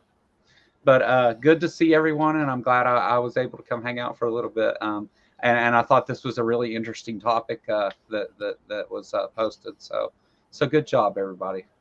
It's always nice to have you, Kentucky. Well, thank you. It's always nice to be in the presence of the one and only Jenny Morgan. So well, being a wolf, you get me some more lambs of God. Lamb's my favorite meat. Yeah. Okay, I got one trivia for you before you go. Sure, go for it. At one point, Tennessee and Kentucky and part of one of the other neighboring states were all one state together. It didn't last very long. Do you know what it was called? I don't know. I don't know that one. That was the state of Franklin. I didn't know that. Never heard of that. Yeah. I've got confusion. Yeah, that's interesting. The furthest back I know anything about Kentucky is like people coming through the Cumberland Gap into Kentucky. But yeah. That's very interesting though. I will look that up. Thank you for the information. It's the state of the first cousin. Right. Brilliant. Ladies and gentlemen, and everybody in between, that is the amazing Jenny Morgan right there. Yeah. The state of the first cousin. I love it. Well, have a great one, guys. I'll see you around. Bye. Bye. Hi, Joe. Oh.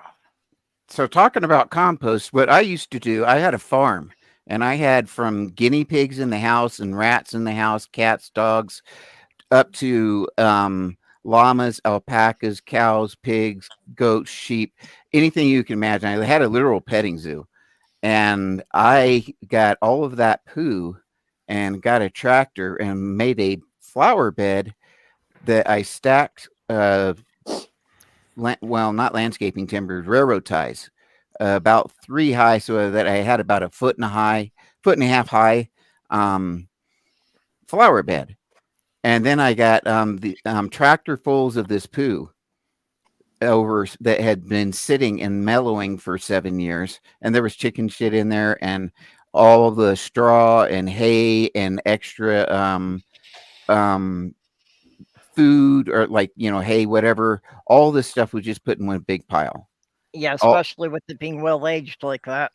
Yeah. And it became a mountain. Well, then it came out in layers. And when Stephanie was asking before about why you rotate it, basically the bacteria grows, but then it only has so much food, so you have to rotate everything so that the new food, where it has it, because it eats everything in its path, well, eventually it may stop, kind of like a forest fire. Well, if you mix the fire with all the wood again, like you're stoking a fire, that's how it grows again. Well, also Good that way of the explaining it. bacteria tends to generate heat when it's going. Mhm. So it can reach a point that from the bacteria's own heat, it can get so hot that it can kill the bacteria. Yeah, it can kill harmful pathogens and other seeds in there that you might not want to have growing in there. So what I would do, now the first time what I did was I got my friend, and he got a tractor and he filled it up to 2 foot high, so that it had room to settle. And I got a tiller and I tilled it and watered it. And this is Colorado; you have to water it. So it was pure poo, essentially. But it had, over the years, it had turned into soil like. Now in Colorado, what I've got is a clay soil, and it's so hard that when it rains, the water washes off of it like it's a pot. Because it's so hard. So it really doesn't have time to soak in the soil. So what you try to do is mix in all that poo, because you have it's like mixing in peat. What's the best way to put it in that, Mage? What the hell am I saying? You're aerating it? Yeah, mixing is fine. So you're mixing in the clay with the that stuff, and you water it, and once you rotate it like that, it will get hot, and I mean hot. And so what I would do is I would just keep on watering it and rotating it until it didn't get hot anymore. Once it didn't get hot anymore, that meant that you could plant in it. Because if it was still getting hot, that means it was still cooking and the bacteria was still doing its job, is still breaking things down. But once it would just stay cold, then you're good to go. Now, what I would do in my chicken house was I would put cedar chips about 1.5 feet thick on the floor in the fall, say around October. And then I would water that throughout the winter, and mix it with a pitchfork. And what would happen is the chickens would crap. They would drop the nitrogen into the wood chips, and the wood chips, they would begin to compost, and that would keep the house warm. And by spring, it didn't activate as much. Well, now you had compost; it was ready to go. Good move. I know that most of you guys don't understand this when I say it, but it sounds like a cooking program for Dave Murphy. Yep, don't know what that means. I don't understand. No, Dave Murphy is Fishy Dave. Oh. Yeah, there actually is a I forget exactly what it is, but I ran across a traditional farmer's recipe for a lunch that was actually cooked by burying it in the compost. Because the idea was that if you put it into the compost pile in the morning when you started work, when it was time for lunch, it would be ready. Mm-hmm. Personally, I don't think I would want to eat something that had been buried in a literal pile of shit, but no. Well, I guess that depends on how you have it covered. Yeah. Yeah, well, this is from before they had plastic containers. I always question the wisdom of making and eating kimchi. I don't think I'd want to do that. Ugh. I don't know. I haven't met Purple. kimchi. That's why I actually brought up Fishy Dave, because it really sounds like a recipe for him. But he will use his own.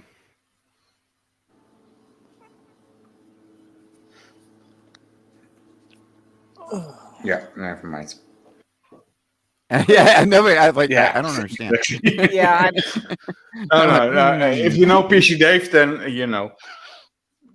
Dave No, Murphy I don't is know. actually terrible. I don't know the Dave you're meaning there. Mm-mm. You're. But I am also extremely tired because Huh? I know Eric Murphy, but I don't know Dave Murphy. Dave Murphy, he's actually one of the flat earthers that actually started the whole drinking and bathing in own urine stuff. Oh, okay. Yeah, I think now I know who you mean from the shills. Yeah. Yeah. I didn't think he was somebody worth remembering. No, he is terrible. Yeah. That's why. Well, and anybody who's going to drink their own urine, that's kind of an immediate cutoff there. I'm just not going to think about that anymore. Yes, No. you can. But other people's is okay. Is that what you're saying, Purple? Now you can use urine in your compost, but as despite what some people think no is not sanitary. No, No. I mean common not sense. at all. Yeah, the urine is the stuff that your body is trying to filter out and get rid of. Yeah, and Nathan Oakley, together with Pissy Dave, and said, "No, it's the opposite. It's filtered. That's why it's healthy." Fuck off.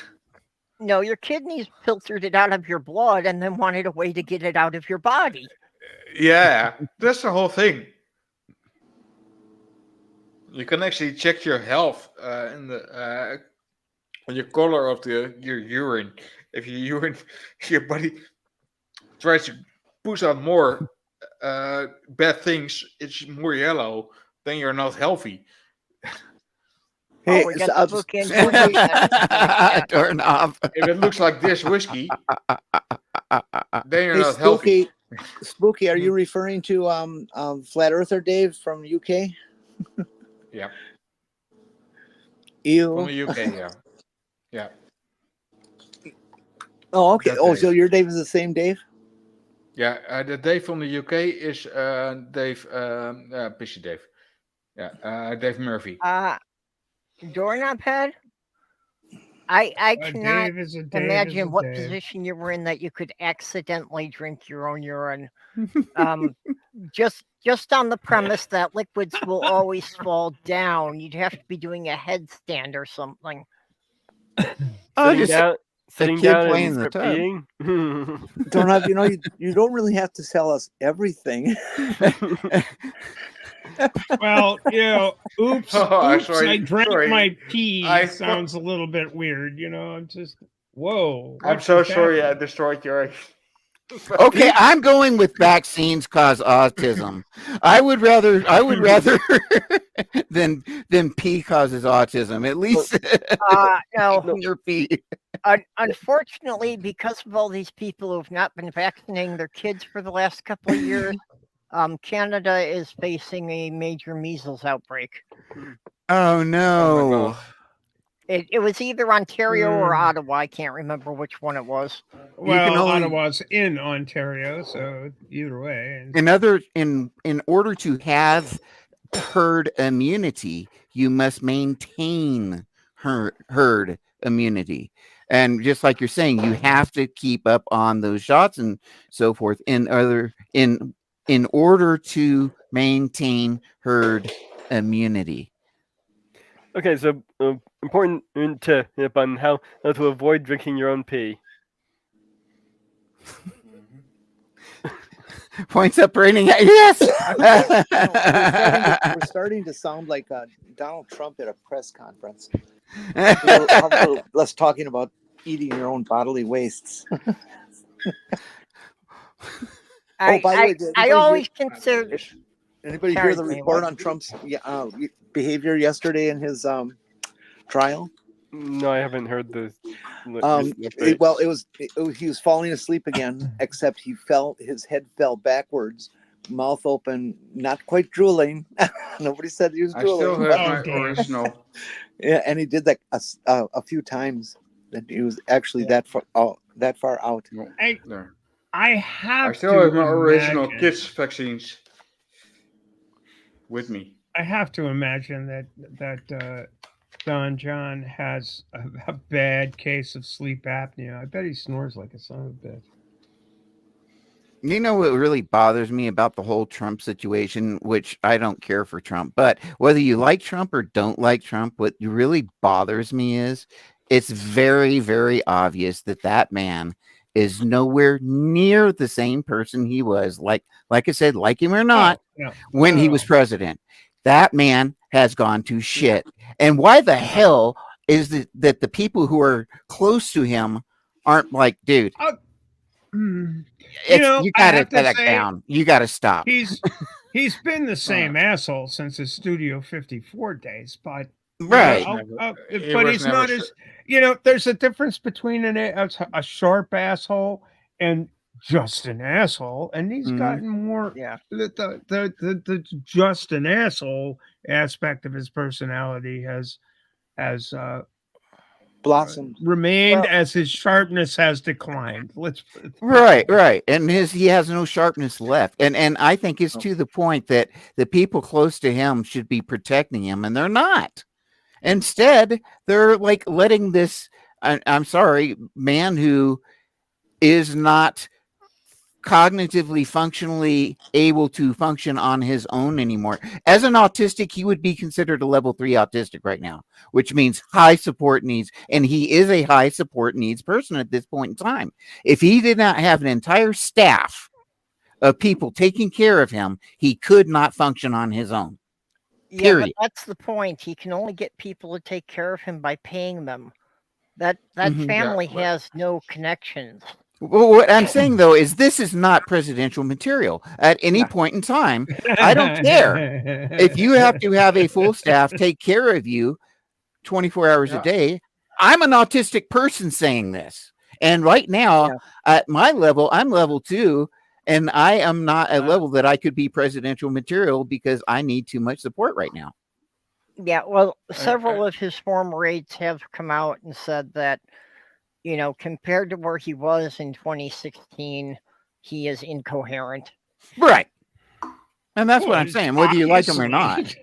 Yeah, and the other thing is, people think that Trump is rich. He's not. And how could an entire nation not just stop this madness of acting, pretending like this guy is cognitive?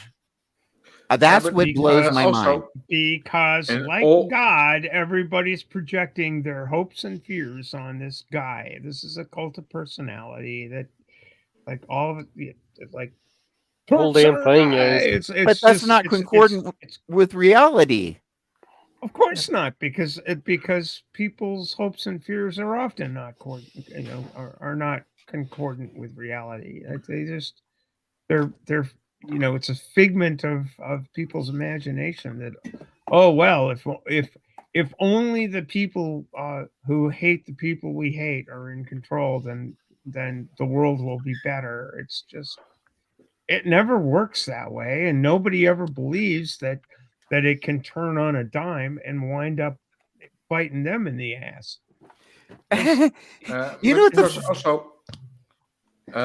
Other countries actually calculated Trump's wealth, and there's actually goes in a lot of debt.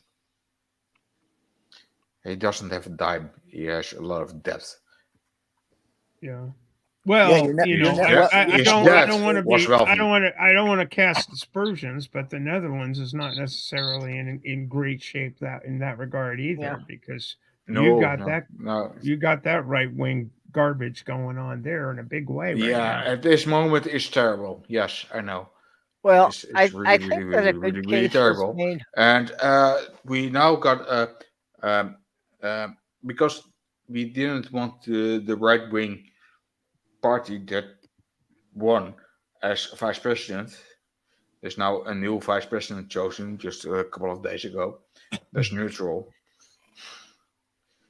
And he is just still the right wing is going to be part of the parliament, but he was not allowed to be the vice president. We stopped that. So, well, I'm damn glad to hear that, because it's frightening. Yeah. It's really, really frightening. But still, he is gonna rule in bolts and lightning. And really, really frightening. We are just hoping that he fails domestically as soon as possible, because everything he wants goes against European rules. And, what's in? Oh, I'm sorry. So we hope he evals between 1 or 2 years, and then we have to vote again. We hope. How the hell did we end up in 1932? Yeah, exactly. No, I We am wound really up in serious here. I'm Yeah, really serious because we forgot 1945. We forgot 1933. We forgot 1933. We forgot that this is where this stuff leads.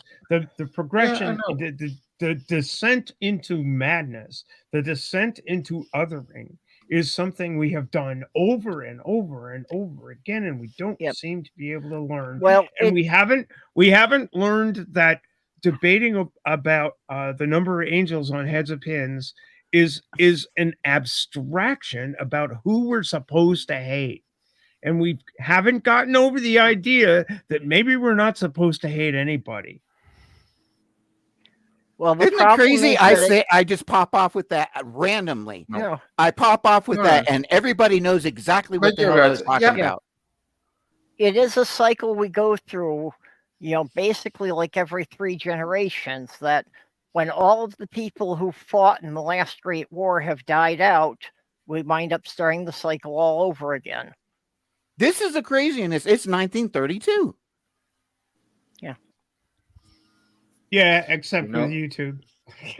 Yeah. So, and the funny thing is that the same people who basically say, well, if it hadn't been just like I was watching on Over and Gather with Jay and a bunch of people, we're watching this thing where Bill Maher is talking about all this incel stuff. It's like the kids are crazy, but they're right because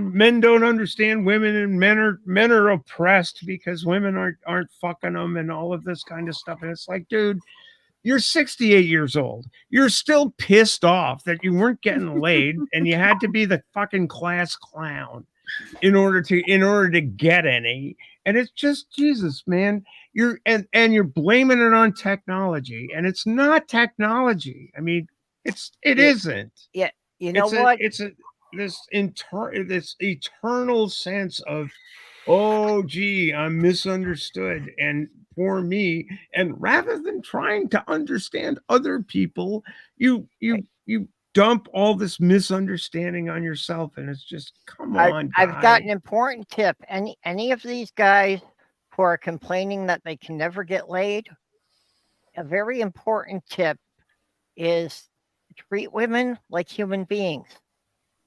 If you treat them like people, you've got a much better chance that one of them will actually be willing to go to bed with you. No, treat the object of your affection is not an object. They're a person. How about that? Start that way. Let's get it out of the hetero mindset. It's like the object of your affection is not an object. I'm sorry. That hetero mindset.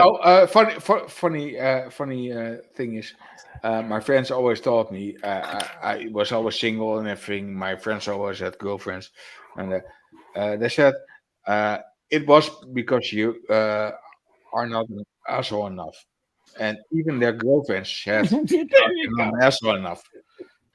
In the meantime, they got divorced with children. I'm still married. I think I've gotten too pessimistic, because I'm sorry, if I have to teach someone to be a human, I'm not even going to bother, because I'm not going to be able to teach someone to be human. I'm still happily married. We are all trying. And my friends are divorced and miserable with children, and I have to seek out when and what. Because I'm trying. I wasn't an asshole enough. I can't remember. I'm trying to remember that there's a song lyric from ages and ages ago that goes, "The object of my affection can change my complexion from white to rosy red." I can't remember the rest of the verse, but it's just funny because it's it's the focus on how you feel that becomes the chief focus of your outlook, instead of getting away from your own feelings. You need to understand the other person's feelings in the entire discourse. And my motto is it's always just a weird thing. my And I think motto that's has always been make other people as happy as possible. So you're getting happy because you're actually getting happy of making people happy. I have a quick random question. If we frame that we are in a parallel type of situation as 1932 era, how would social media now affect that? Would it be the fact that we could get our voices out, or would it be more? And I say as we, I mean the autistic community, trans community, all these different communities that were first oppressed in that time. And that's where it started, particularly with trans people. How with social media, would that mean that we have more of a voice and could possibly have more change? Or does that just mean that with social media that the algorithms are going to bring people to their little micro cults or whatever and their echo chambers and make it worse? Yeah, You might get more the echo oppression. chambers. It's designed to Yep. be echo chambers, these social media sites. Right. So Yes. does that going to create more hate? I think it has already. Oh yeah, definitely. The social media is not going to have any positive effect whatsoever.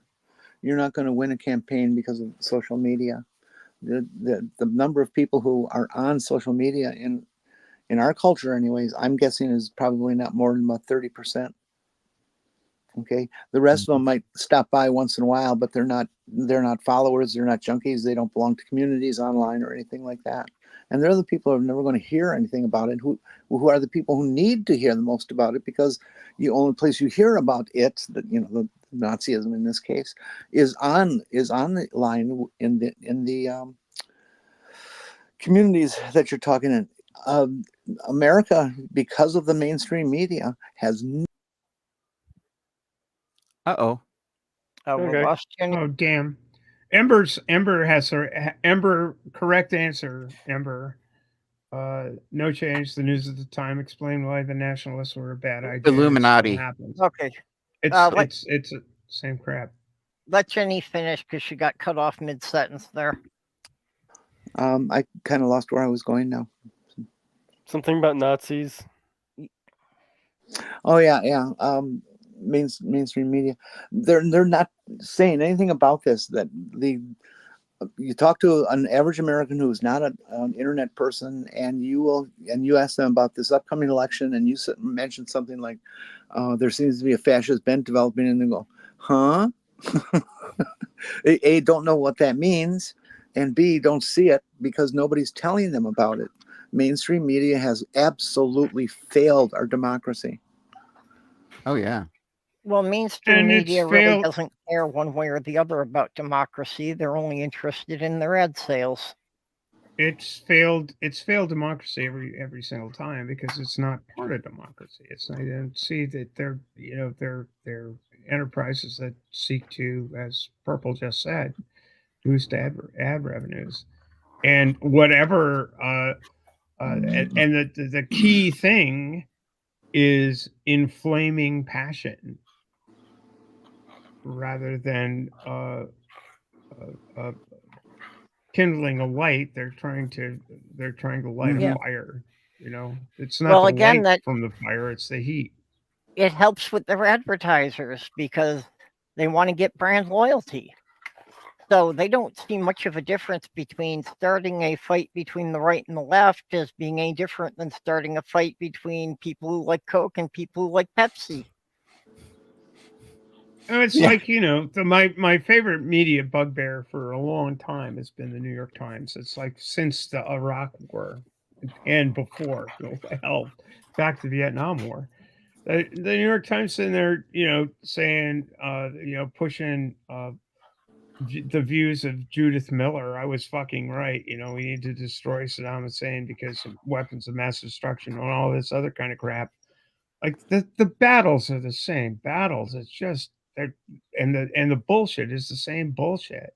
We keep getting fooled by the okie doke, and people won't wake up and realize these bastards are screwing us 6 ways to Sunday and have been for a long time.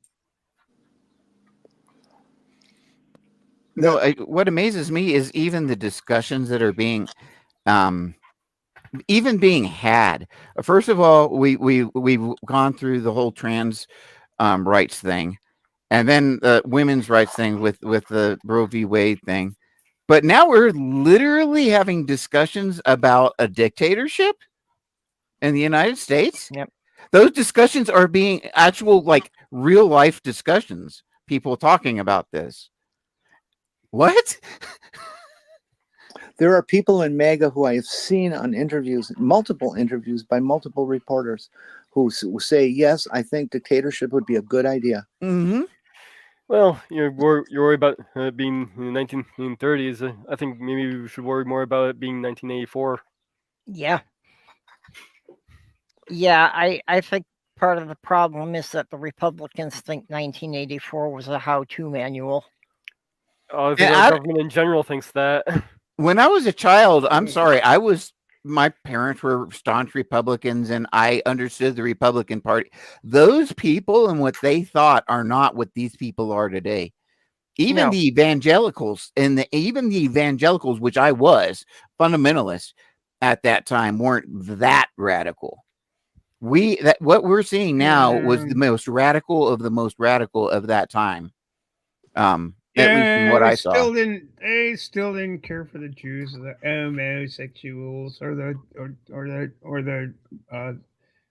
the non-Aryan Brotherhood and all of this other stuff. Well, they of course hated trans people and gay people and all that. Yes, but they weren't talking. It's like the whole notion of the Ubermensch and Ubermensch and Untermensch and all of that stuff. It's all the same garbage. Actually, in the 1980s, they hated heterosexuals.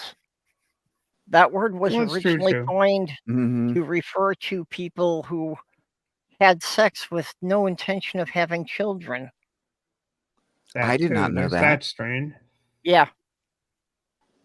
Yeah, well, that was the whole notion against that was the push in the 60s against the legalization of hormonal birth control. Yep. Yeah. Yeah, they didn't want women to have sexual freedom. And okay, y'all wanna really focus on stuff. Check out the Papal Bull Humanae Vitae, which was Pope Paul VI. All right, that was 1964, 5, 6, something like that. It's like the whole thing against anything but the rhythm method is no go, because God. Mm-hmm. You see the same thing within. Yeah, you see the same fucking thing with Pope Francis, the liberal Pope. It comes out about treat everybody like they're children of God, but those children of God that don't really quite fit in. We don't want in the family. Well, they can go pound sand too. Mm-hmm. By the way, with all the really bad weather and stuff that was happening in Texas, did Ted Cruz go to Mexico again? I don't think so. Oh, I was just checking. He went into his underground bunker or something. He went to go hang out with Joel Osteen. That would not be a healthy thing for him to do with me.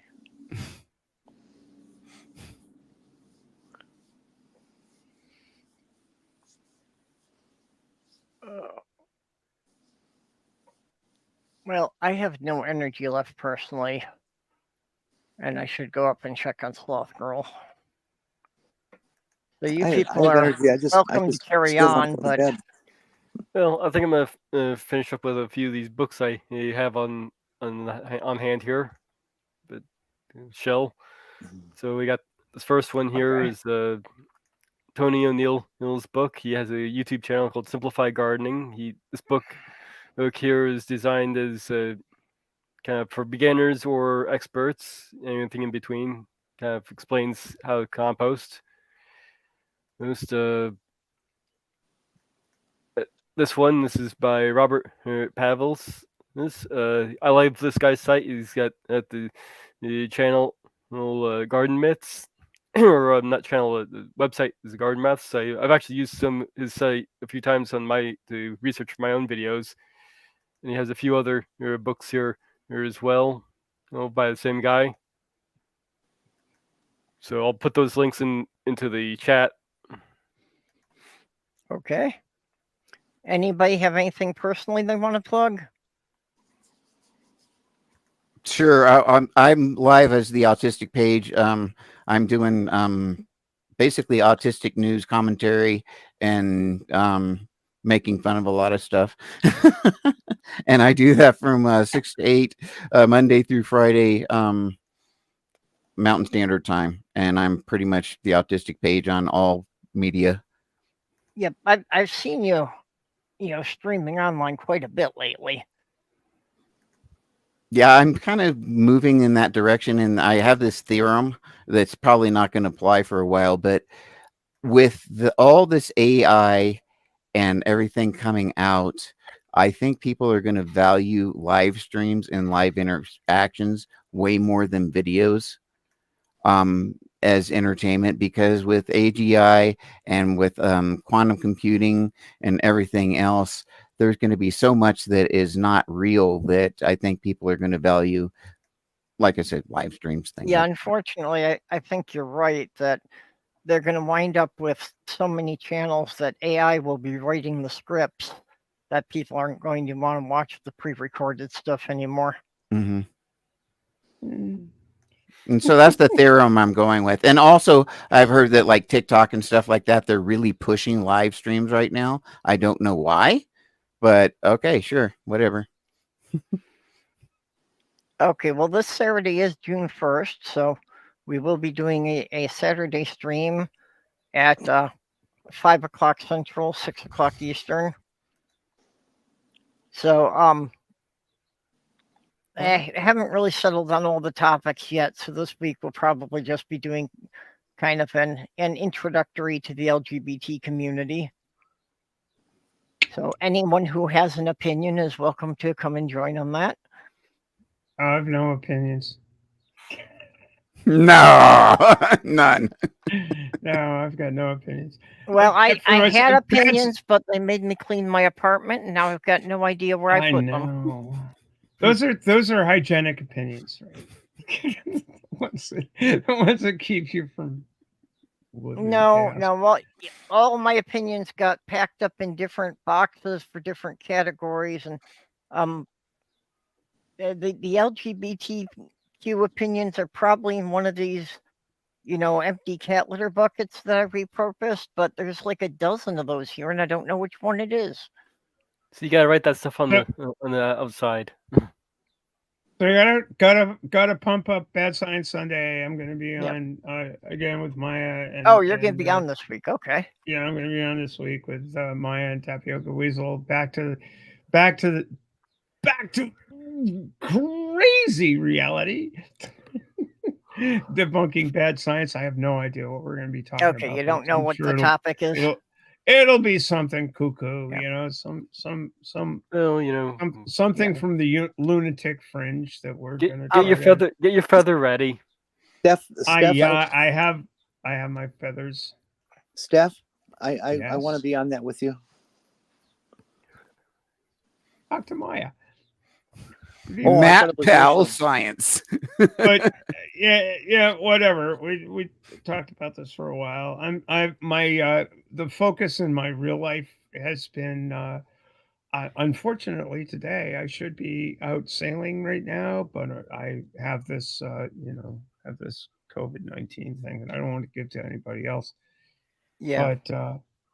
But the focus in real life has been on fighting the battle with U.S. sailing and world sailing about my own status and the status of people like me within my sport. At some point, I'll do something on that, maybe on my channel. My channel's been quiet of late because the fights in what are actually the real world on the race course or the real world in the discourse have been, more of a thing. And of course, tomorrow, the transpositions will be talking about a bunch of stuff, and I'm not sure exactly what, but we're still cooking up tomorrow's show. Okay, what time does that start tomorrow? That is at the 0 hour coordinated universal time on Thursdays every week. I figured out in the Eastern time zone, that's 8 o'clock. But you can figure it out Wait, for 8 yourselves. o'clock? Yeah. Isn't it 8? Yeah, it's 8 o'clock. No, I 8 think o'clock. I'm only 6 hours off of UTC, and I'm only an hour off of Eastern. Yeah. I thought Central Time was UTC plus 6. Yes. Well, Eastern Daylight Time is UTC minus 4.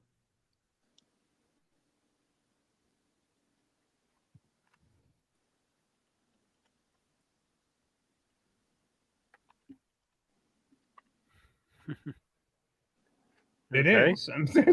No, if it's 8 o'clock p.m. Eastern Daylight Time, it is midnight coordinated universal time. And Ember Belrad, Bree McCune, Carly Chardonnay Webb, and myself will be on at 8 p.m. Eastern Daylight Time tomorrow, or 0 Zulu. So there's that. That's what I got going on. Are you done? Fuck yes. Fuck yes. I just wanted to have a moment of vanity and tell the chat that last Sunday, Monday, it was my 45th transversary. And well, 45 is good enough for the rest. I'm not going to get into details, but that's how long I've been around here fighting this bullshit. Except it used to be a lot less bullshit back in the 70s. It's only gotten insane since Republicans were hatched.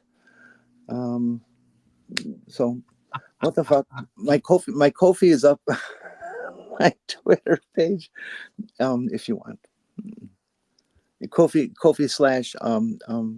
Jenny Morgan. If you want to buy me a cup of coffee. Yep, and Jenny's links are in the description for the chat here.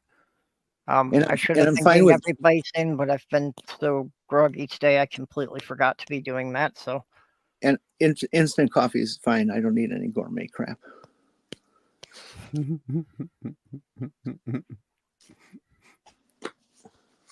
all these lovely peoples in the what do you bottom want here. from making your own coffee at home, or you just like to walk down to the corner and get it? No, I drink instant coffee. I have 1 cup a day. Doesn't make sense.